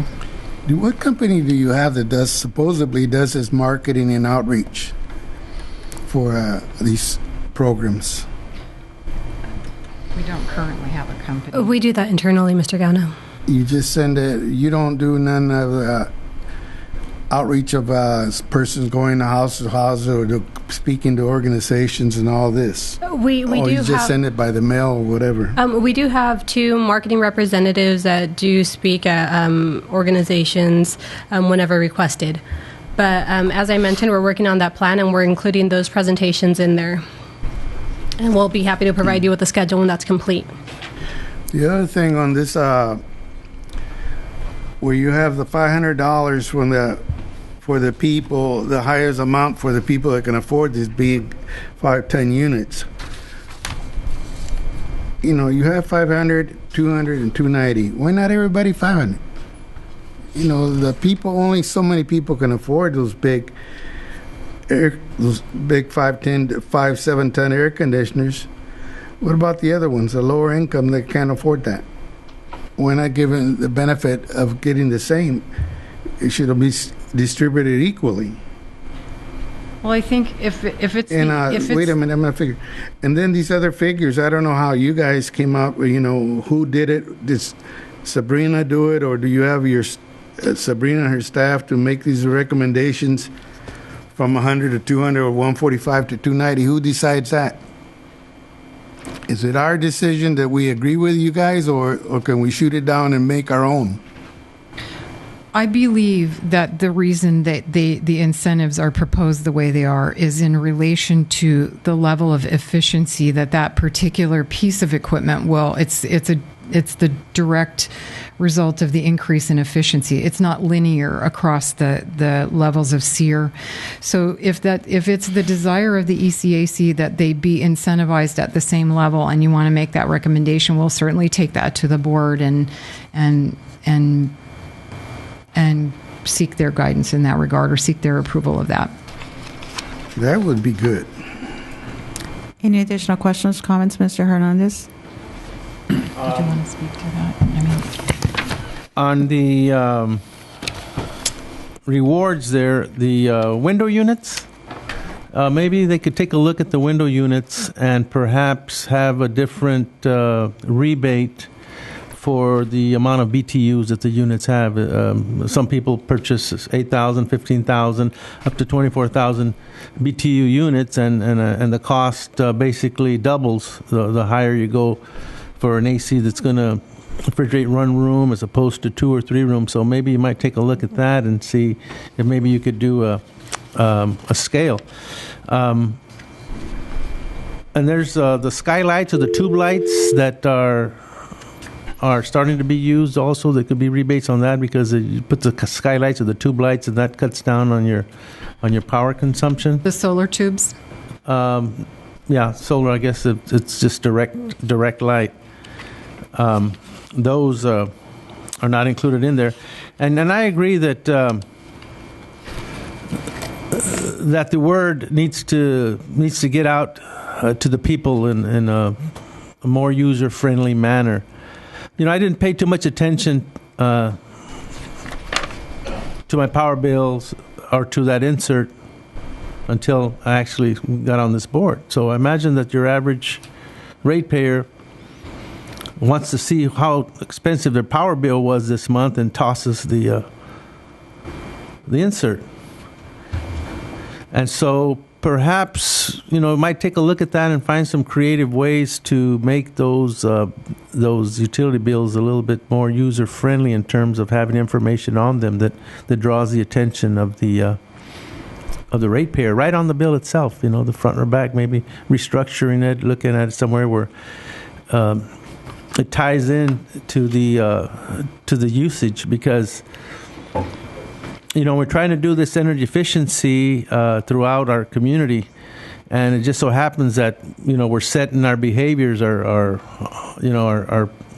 people are set, and so we need to find ways to really get the word out to basically change some energy behavior patterns. So public service announcements, I've seen some ads and I've seen some things there, but maybe need a closer look in to see what's gonna tie in. I don't know if you have PSAs that include, like someone said, real people with real benefits, and the major news medias besides just the newspaper, Univision and the schools and that sort of thing. I know we're trying to do that, and I see the people from energy, the marketing out at the community events and that sort of thing. So, but I do feel that there could be, some more a work group or something set up to find some creative ways to try to reach more people and make that part of the plan to increase participation, which appears to be low. Mr. Hernandez, let me address one point in there, and then they can talk about the other marketing efforts they're going to do. We've met with our rates group, and I've asked for a cost of service study so that we can start looking at a time of use rate to not just give incentives, but to shift the load up and down the scale, to maybe avoid some costs of adding generation on as another component of this. So that study, I ordered that 2 weeks ago. I'm sure financial and the rates will be looking at that in the very, very near future. So that component of your conversation has actually been ordered already. One last comment on that. The website itself, I had trouble maneuvering through there myself. Even to this day, when I try to find actual vendors per se that I can recommend to someone, here's who you're going to call for your air conditioning service, or here's who you're going to call for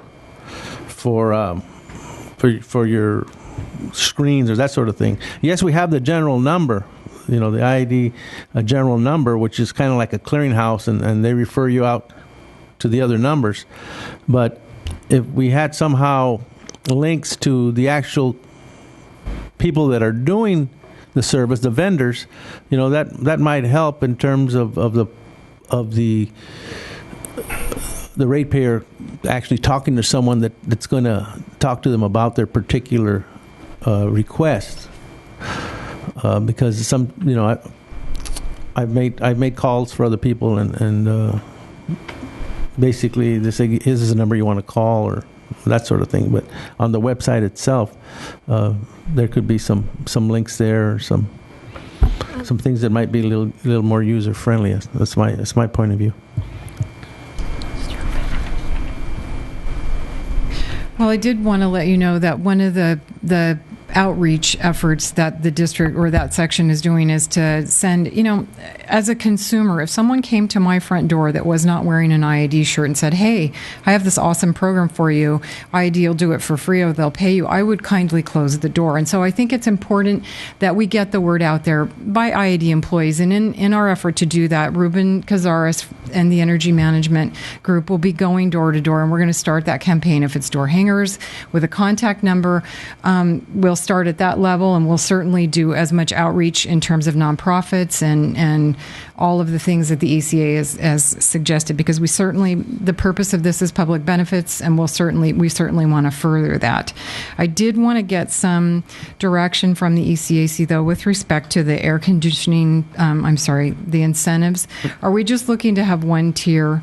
I will say that Maritza did tell me that the tiers were developed based upon a cost benefit of the efficiency that those different levels of seasonal energy efficiency ratios or ratings achieve, and the benefits that they bring from a demand side management component.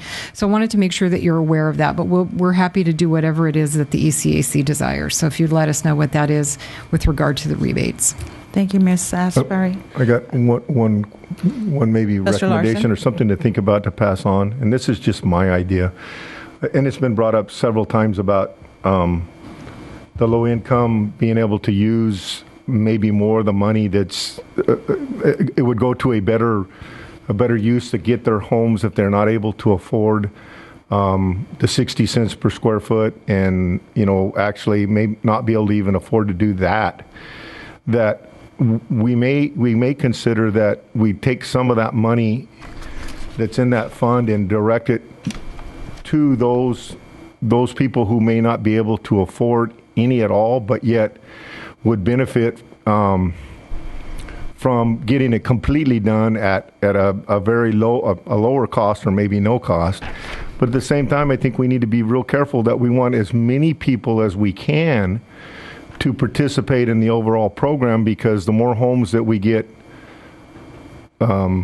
new insulation in, obviously is going to reduce the overall cost to the district. So you might think about maybe, targeting a portion of that leftover money or that's there now, and really emphasize going to particular areas where they may have a real need to do it, and it would help them out a bunch on their bill, but they don't have the dollars to come up with any amount. But it would save the district money as far as kilowatts used and or get it done.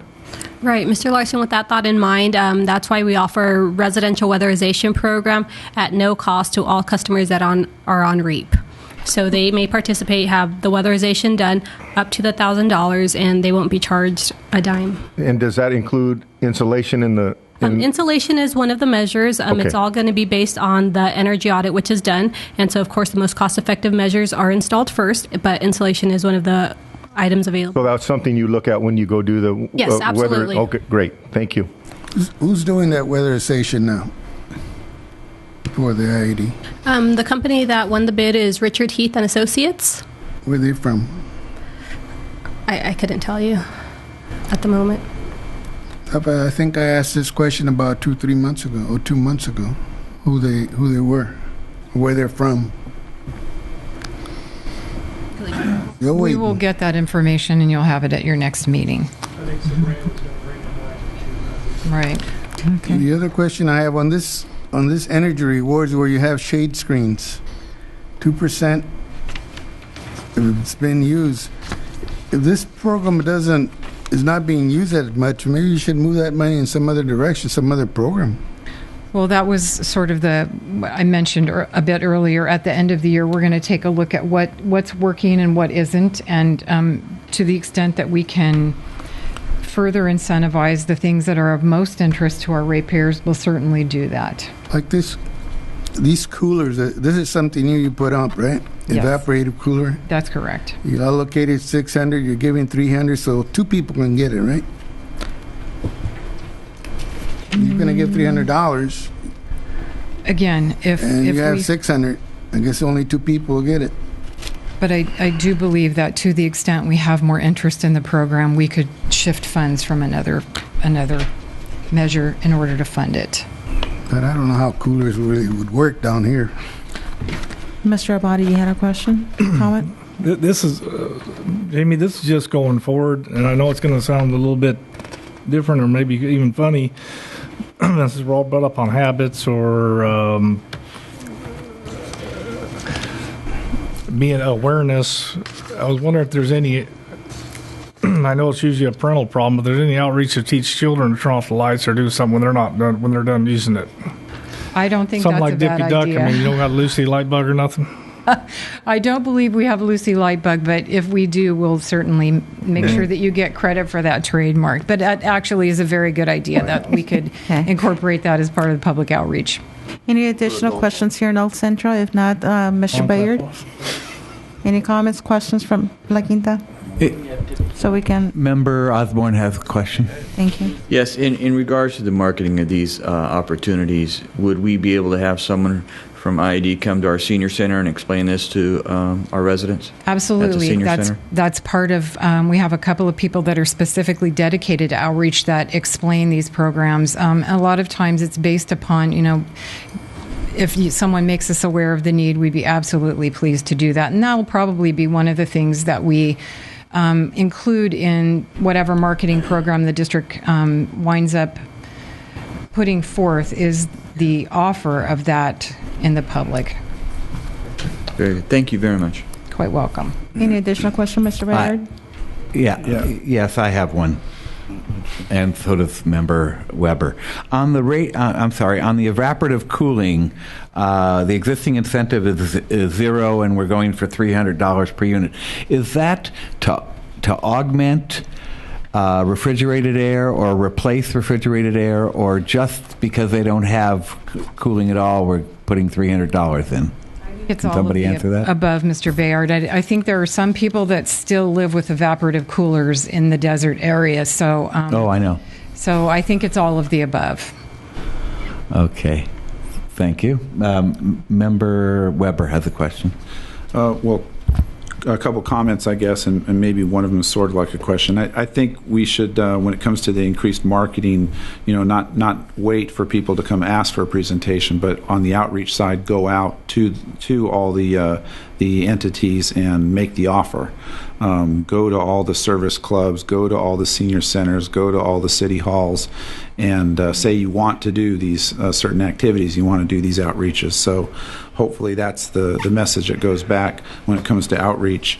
When it comes to proposing the new measures, I think the solar tube idea, the solar tubes through the ceiling to enhance light, makes a real good attractive incentive if it's done with new construction, and that you can demonstrate that you're reducing some of the daytime lighting load, because obviously that's what you're trying to do, is reduce some peak, and the solar tubes are something that seem to be pretty effective, and it would be a little a unique way of doing it. Well, you can do retrofit too, probably, but I think the importance obviously is that it's to try to reduce daytime lighting load is what it's trying to do, and I think if you did that, target that more toward commercial type of applications, it seems to be effective. When it comes to the HVAC incentives, I think we need to remember that the minimum SEER rating is 13 now, that these incentives are designed to encourage people to do something that they wouldn't normally do, and that's to move up to a higher efficiency unit to the 14, 15, 16 SEERs. In order for someone to even consider a 16 SEER plus unit, you have to have a higher incentive. And to have the incentives all be the same based on the efficiency is going completely counter to what this program is intended to do. And if we are going to be conscious of our ratepayers' dollars, which is what's funding this program, we have to be really cautious about what we're proposing when it comes to efficiency measures. Since this comes out of the public benefits charge that we all pay as customers, it behooves us to make sure that we are getting a kilowatt-hour savings with the incentive, that we can't just incentivize and just give money away. that the money has to come back and pay back to the ratepayers. So I would be definitely opposed to making just a standard rate per ton for the HVAC, because it goes completely counter to what the intentions are and what we should be focusing on when it comes to energy efficiency rewards programs. And otherwise, I think a lot of the incentives in bumping up the rates, I'm presuming staff has done analysis looking at what neighboring utilities do, what makes sense, what the return is. Obviously we have the one chart here that talks about the savings, and it kind of gives you a factor to understand what the cost return is. And I think bumping up things like pool pumps, HVAC, attic fans makes a whole lot of sense, and I'm encouraged. But we do, I think, as Member Abadi had mentioned, we've got to get to the point where we're actually expending the money that's going into this fund on an annual basis. We can't continue to increase the reserves, or whatever we want to call it, for this item. The money's coming in under our bills. It's coming in under the public benefits charge. And it needs to go back out in one of these measures. And so we've got to get either the marketing ramped up to get adoption rates higher, or we've got to incentivize more in order to get more participation. Thank you very much, Mr. Thanks. Weber. Any additional question or comment from La Quinta? Yeah, one last comment, and that is that I'm proud to say I have a 16th SEER unit already, and I took advantage of something that the United States of America gave me, which was the $1,500 energy tax credit. But to do so, I had to put in 16 SEER. If I did not, they felt it wasn't good enough. So I'm addressing that to those who might think that we want to give away money to people just to spend it. There was a reason for that 16 SEER level, and that is, of course, to cut down on our energy load so we don't have to build new facilities and more fossil fuels and the like. And I'd like to push that forward with that thought in mind. And that's it for La Quinta. Thank you, Mr. Bayer. So staff seeking a recommendation regarding the modification of existing rebate levels to several measurements under the Energy Rewards rebate program. So, Mr. Gona. Mr. Weber and this other man, or gentleman, were saying their comments. They're entitled to their opinion as far as who should get what on savings and what the kilowatts are. But I still say that the customers, the ratepayer should come first. Thank you for your comment, Mr. And not Gona. the IID utility on it. I'd like to make a motion that we approve the staff recommendation, and also advise them to take a look at solitubes as another option, as well as potentially the freezer recycling and any other else that the members might be interested in advising them, so we can move forward. So we have a motion on the floor from Mr. Weber, second from Mr. Perez. All those in favor say aye. Aye. Aye. Aye. Any opposed? Bayard has to abstain. Mr. Bayer abstains. Opposing, Mr. I'm Gona. opposed. So we have one abstention and one opposition. Action carries. Thank you. We will take the committee's comments to heart with respect to community outreach and with respect to inclusion of those other items in our programs going forward, and we thank you very much for your time. Thank you very much, Ms. Asbury. So we're down to the information items. Mr. Stills, Salton Sea Initiative, item number 8, please. Yes, Madam Chairman, Carl Stills, Energy Manager. I wanted to bring just an information item, and I don't have any information to pass out to you. But I wanted you to be aware of what the board initiative is right now, and I'm only going to include it at a very high level. We're presently working on what we consider the Salton Sea Initiative, and just at a very high level and a little history, and some of you probably already know this, the Water Department has what they call a QSA, Quantification Settlement Agreement, to transfer 303,000 acres feet of water to the coast. And that has recently been ratified.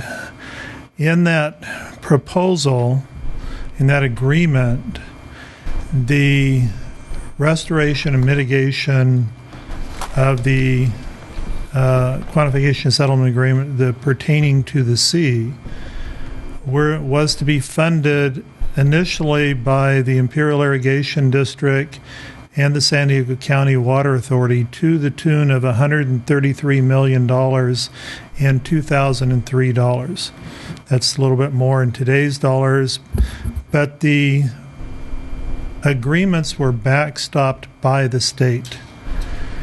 And that was all well and good. It got the signed documents of the QSA, and then the preferred alternative came in, and the preferred alternative was $9 billion, and the state's been running ever since. So the real issue comes down to the present board is really concerned about transferring water without a identified funding source, and the state, everybody realizes, is pretty broke, so we're not sure the state's going to step up. They would like an identified funding source up front so we don't create an environmental hazard and then find out the state's not going to live up to their obligation. So presently what the board is looking for is alternatives to that, and they're looking at using two issues. One is a surcharge on the usage of the water at the Hoover Dam, which would go to a lot of people in the state, which would create a funding source for that. The other would be to utilize renewable energy at the Salton Sea and do an environmental adder on that renewable energy to create a funding source. Now, what would happen there is they're working to see if they can get the state to carve out as much as 1,400 to 1,700 megawatts of renewable energy at the Salton Sea. If they can carve it out, then you can set up a mechanism for taking IID's lands. We've been talking to the feds and the BLM lands to get them to put their lands into it, and having an open season on the lands for the development of renewable energy at the Salton Sea, and provide a funding source so that you would have ongoing programs to mitigate the air quality issues with the receding sea and to be able to work on restoration of the sea, because the sea is going to shrink and the salinity of the sea is going to go up. So there are some real issues. Now, to get that energy out of here, they're also looking at a potential 500 kV line. We're looking at potentially from Ivy Sub to Salton Sea up to Devers, and looking at ways to capture revenues past our OAT process on that, which would be part of the deal that we made with the state. So we have been talking to the geothermal groups. I talked to the GRC and the GEA. I just got back from San Francisco with the strategic planning of the GEA to put that in their strategy plan to support that initiative. It would be a shot in the arm for jobs in Imperial Valley. It would be a shot in the arm to start beginning to provide a funding source that was an identified funding source that could actually start helping to mitigate the environmental issues around the Salton Sea and the water transfer. So with that, I'll open it up to any questions that I can answer. We did think the committee, because of the renewable portion and the transmission, needed to know what we were working on. Thank you, Mr. Stills. Mr. Pettis? Yeah, Carl, when you say about getting Salton Sea to provide energy, are you talking about geothermal, or what are you talking about? Could be algae, could be solar gradient ponds, it could be geothermal. It'll be looking to do a couple things: provide energy sources and cover the playa that's being exposed at the same time. So it may be alternative methods.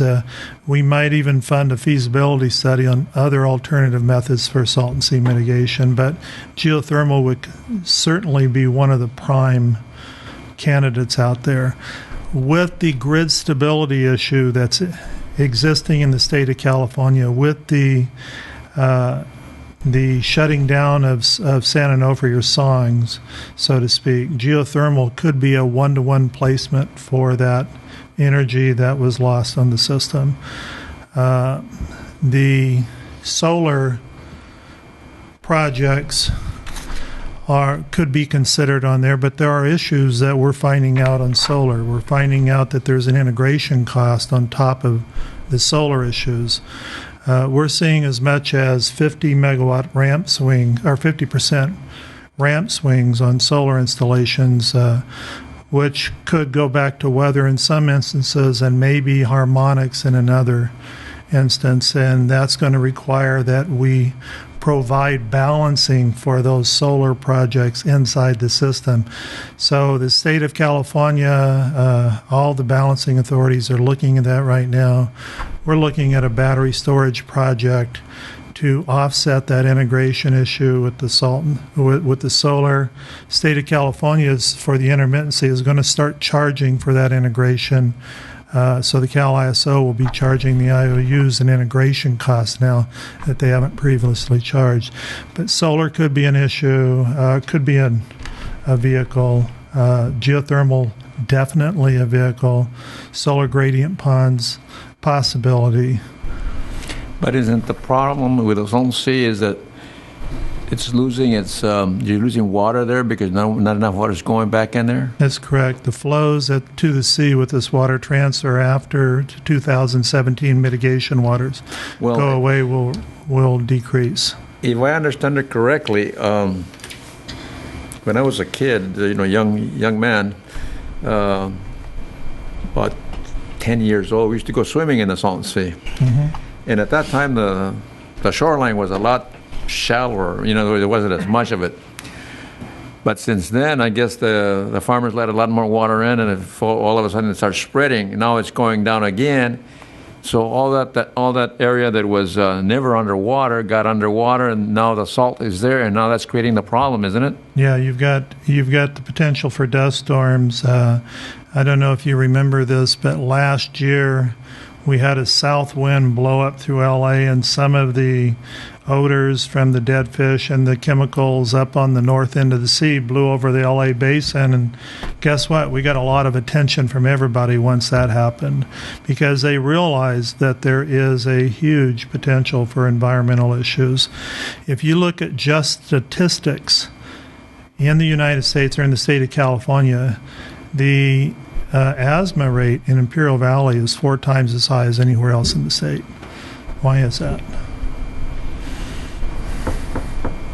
On this?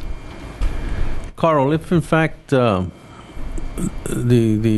carve out, as you called it, occurred, and let's say there was a potential to bring online maybe, I don't know, 1,000 megawatts to start, or that was the plan. You're looking at 5, 10, 20, 30, 40, 50, 100 years to get there? We've currently commissioned a study that we're just now reviewing. The general thought is you could get about 500 megawatts in the first 5 years. And then as it receded, you would slowly get that. Now there's another option, and that would be to berm out where we think the flow is going to go anyhow and take that artificially back, because anything that we build in the Salton Sea area, because it's part of a navigable waterway, is going to require an Army 404 engineer process, which is going to require mitigating for a 100-year storm, and that'll require berms anyway. So I mean, you start looking at these issues, you can either accelerate that or just wait for it to recede and develop it as it goes.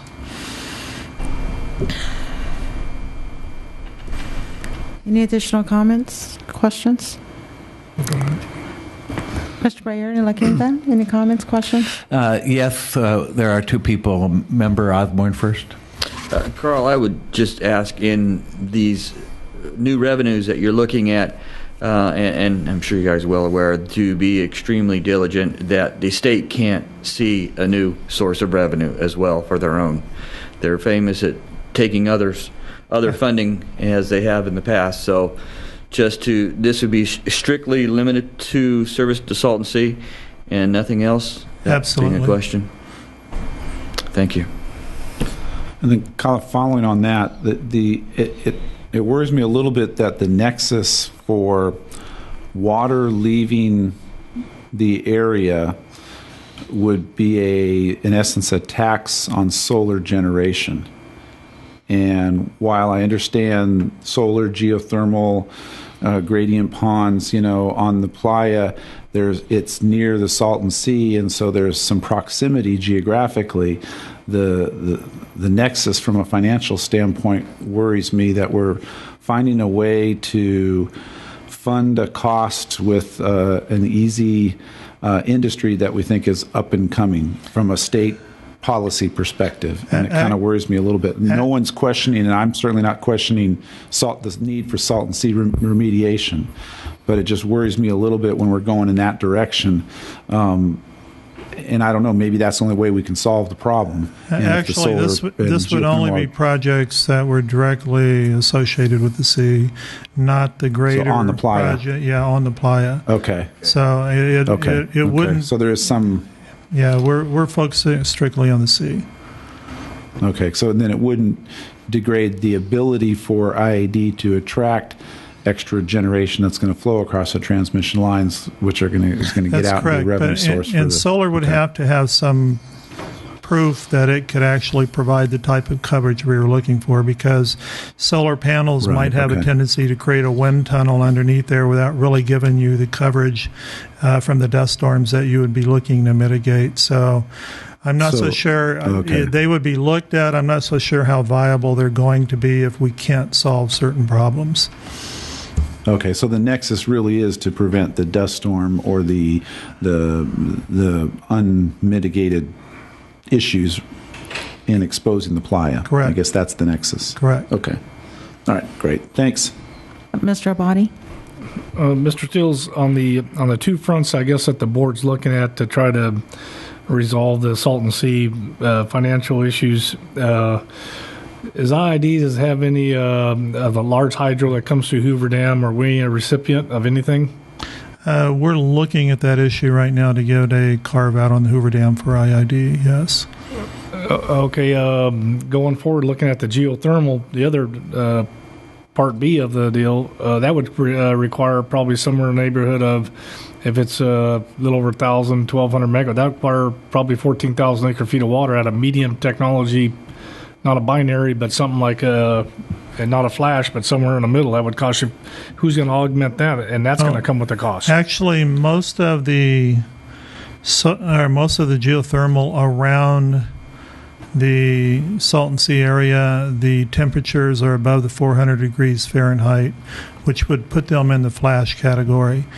Most of the flash plants use under 1,000 acre feet of water per year. Not like a binary. Binary, we use somewhere in the 5,500 acre feet of water per year. So if you did 1,400 megawatts, that's 28 plants. That would be 28,000 acre feet of water. Our existing 25,000 acre feet carve-out is very close to that. If you look at what's happening in the rest of the system with all of the solars that's going on there, we're looking at how that water is going to be reallocated right now. 18,000 acres down south could actually free up somewhere around 90,000 acre feet of water. How do we use that? Do we store it? How do you allocate that? I'm sure you're aware that there are issues of allocation and then resupply at the end of the life of the term of the development. So those issues have to be examined very carefully. But augmenting, whether it be 14 or 28,000 acre feet water for this, is going to require a power source. Some sort of power, whether it be pump back, wells, what have you, you're going to have to augment water through some sort of conservation effort. That's going to come with the cost. Now, the cost of that effort, does that power, to augment water to produce green energy, does that power also have to be green energy, or is that exempt? Is it treated like large hydro? Actually, that's a good question, and those are issues that you're aware of that we're working on. It's just like the parasitic load issue that we're working on for geothermal. Is the energy used to generate geothermal green energy, since it really isn't taking brown energy from us, and we're trying to get that carve out in the state right now. Did you want to address this? Hang on.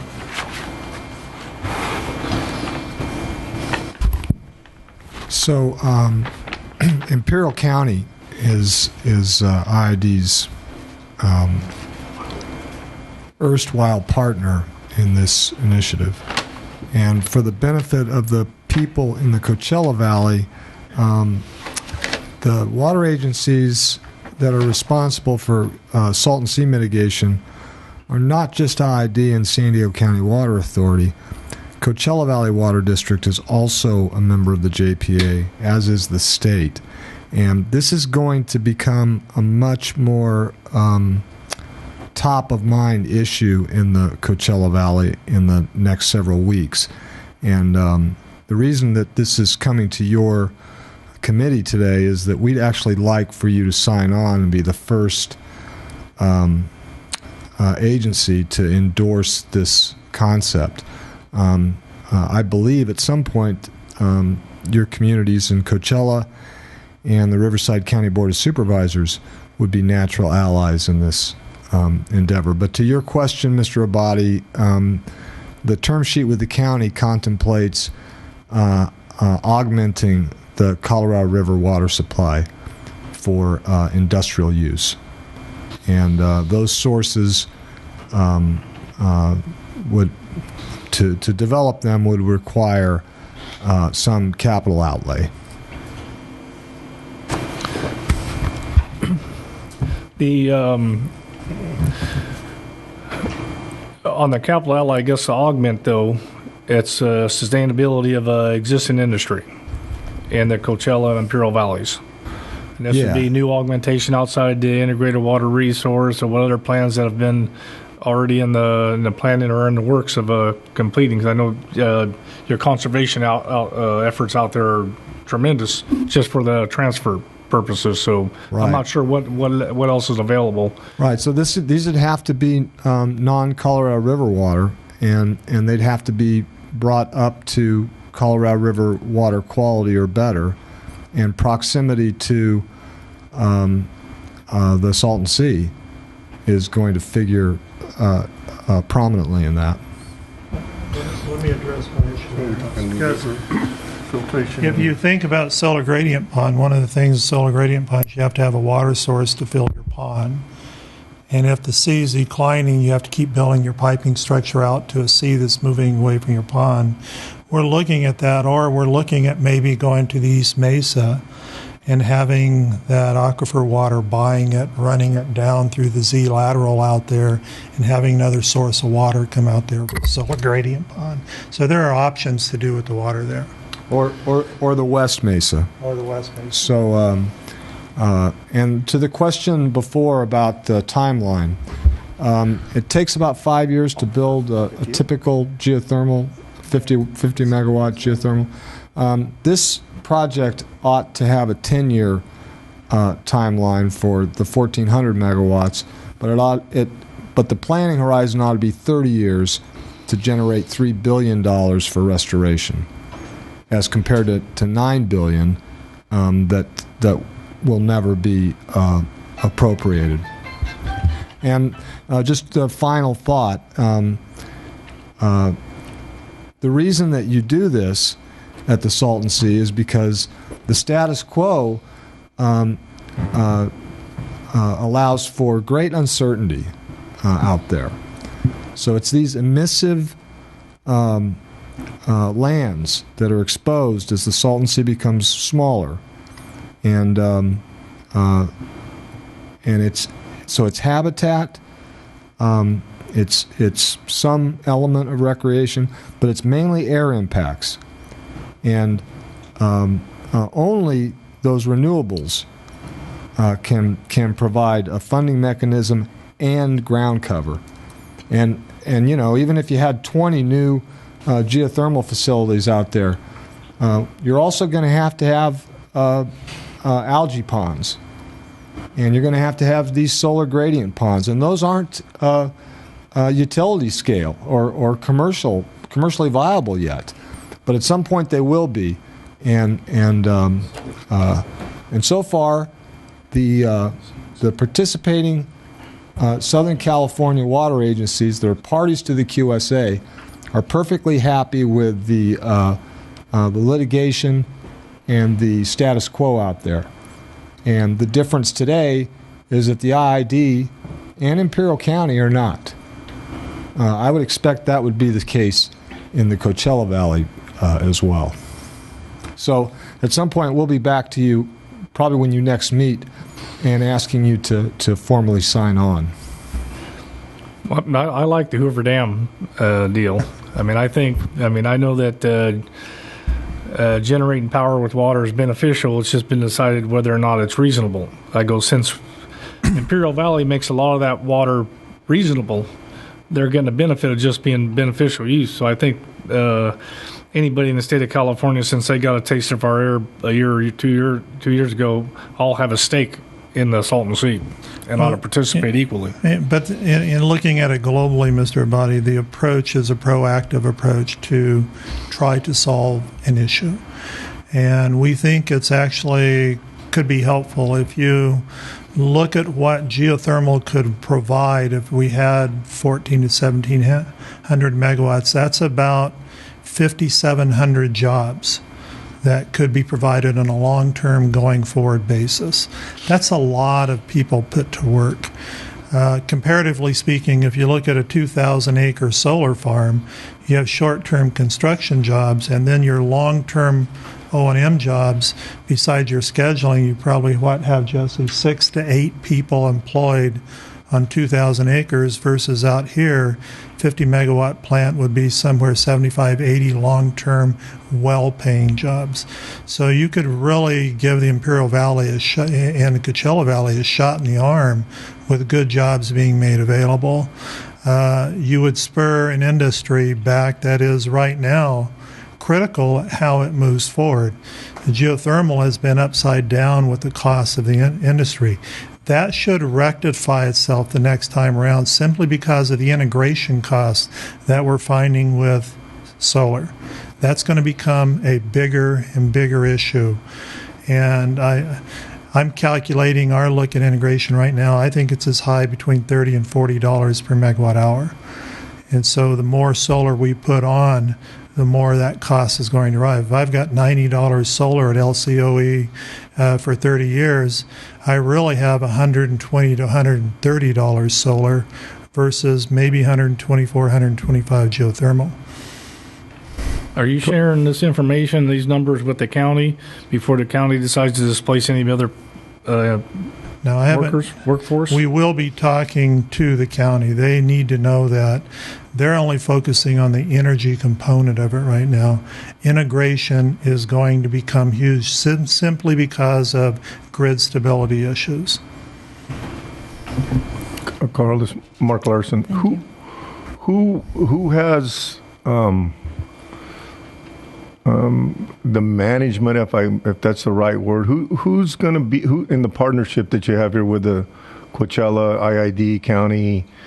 Who's running this? I mean, who has site control of the Salton Sea / I know there's some private ground around it. IID owns some of it. Whatever. I mean, because it looks like there's a lot of.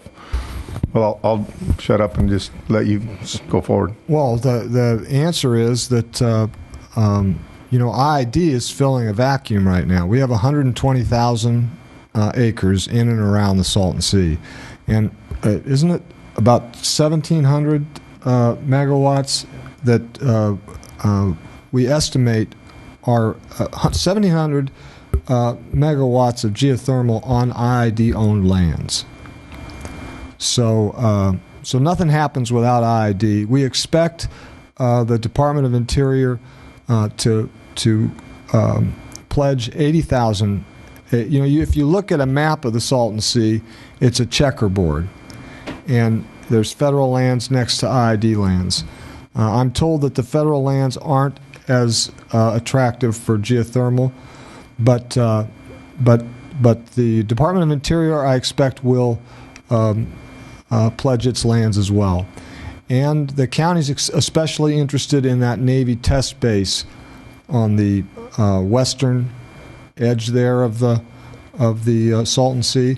That is of interest to IID because we've identified that as particularly emissive. So that one could be a solar PV project. But you could end up, you need to end up with a full complement of renewable generation out there. Some of it utility scale, like geothermal, and I guess maybe even some wind. And then some of it research and development, like algae, solar gradient, if only to cover the playa. And then around it, the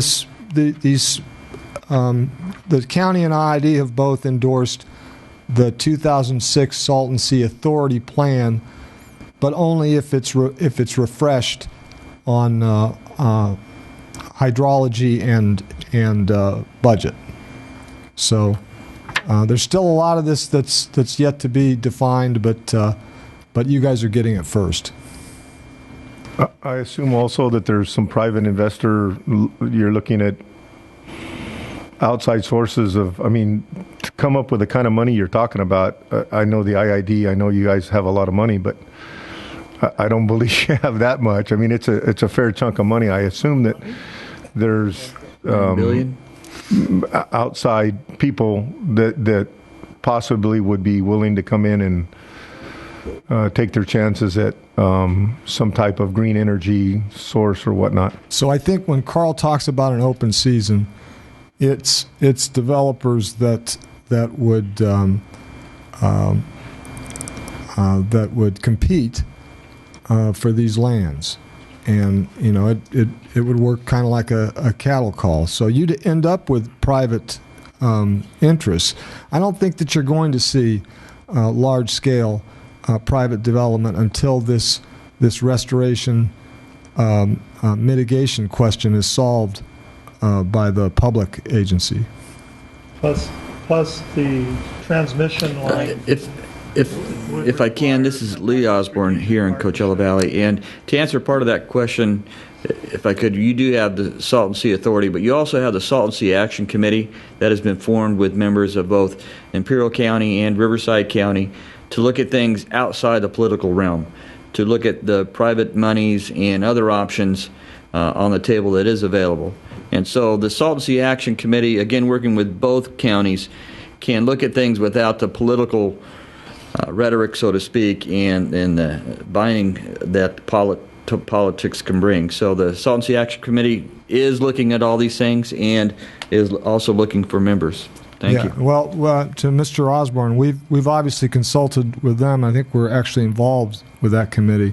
But I think that they'd agree, the members of that committee would agree, that nothing happens out there without somebody doing something far-sighted and definitive. And only these public agencies can do it. Only IID can lead that effort. Any additional comments? Thank you very much, Mr. Sills, on that item. Item number 9, department update, please. Actually, just to let you know that our system's holding together pretty well. We've had some minor occurrences, but extreme heats we're doing pretty well, and I'll keep you posted. Thank you very much. Item number 10, member comments. I'm going to start with La Quinta. Mr. Bayard? None here. Member comments, I will start here from my left. Mr. Goena? Mr. Bombero? Is there some kind of phone book that the district has that's... I believe there's a booklet that's being passed out by Mr. Stills. We will have to get these to La Quinta, but we will. It's a directory of the Energy Department or just the whole IID, which will be passed out to La Quinta committee members later on. That's all right. I have Mr. Kelly's number. Okay. All right. Any additional member comments? Continuing, Mr. Anderson? Yeah, Carl, I appreciate showing up at ODark 30 when you gave your demo on your new structure of boss and subordinates and the whole pie chart you had going on that morning that you had invited us to. I appreciate that. And I'll let you expand on that if you wish.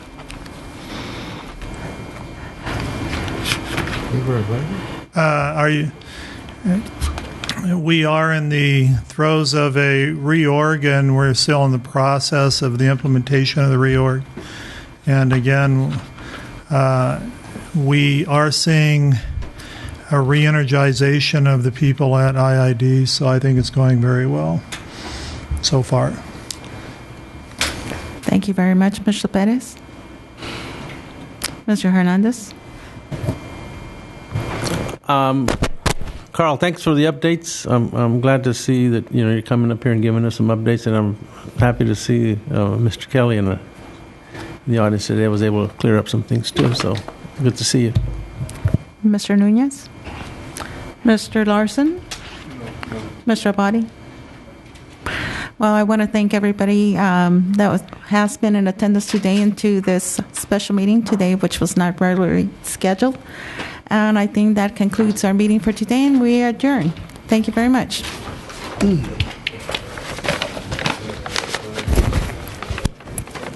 Hey, this looks like his driver.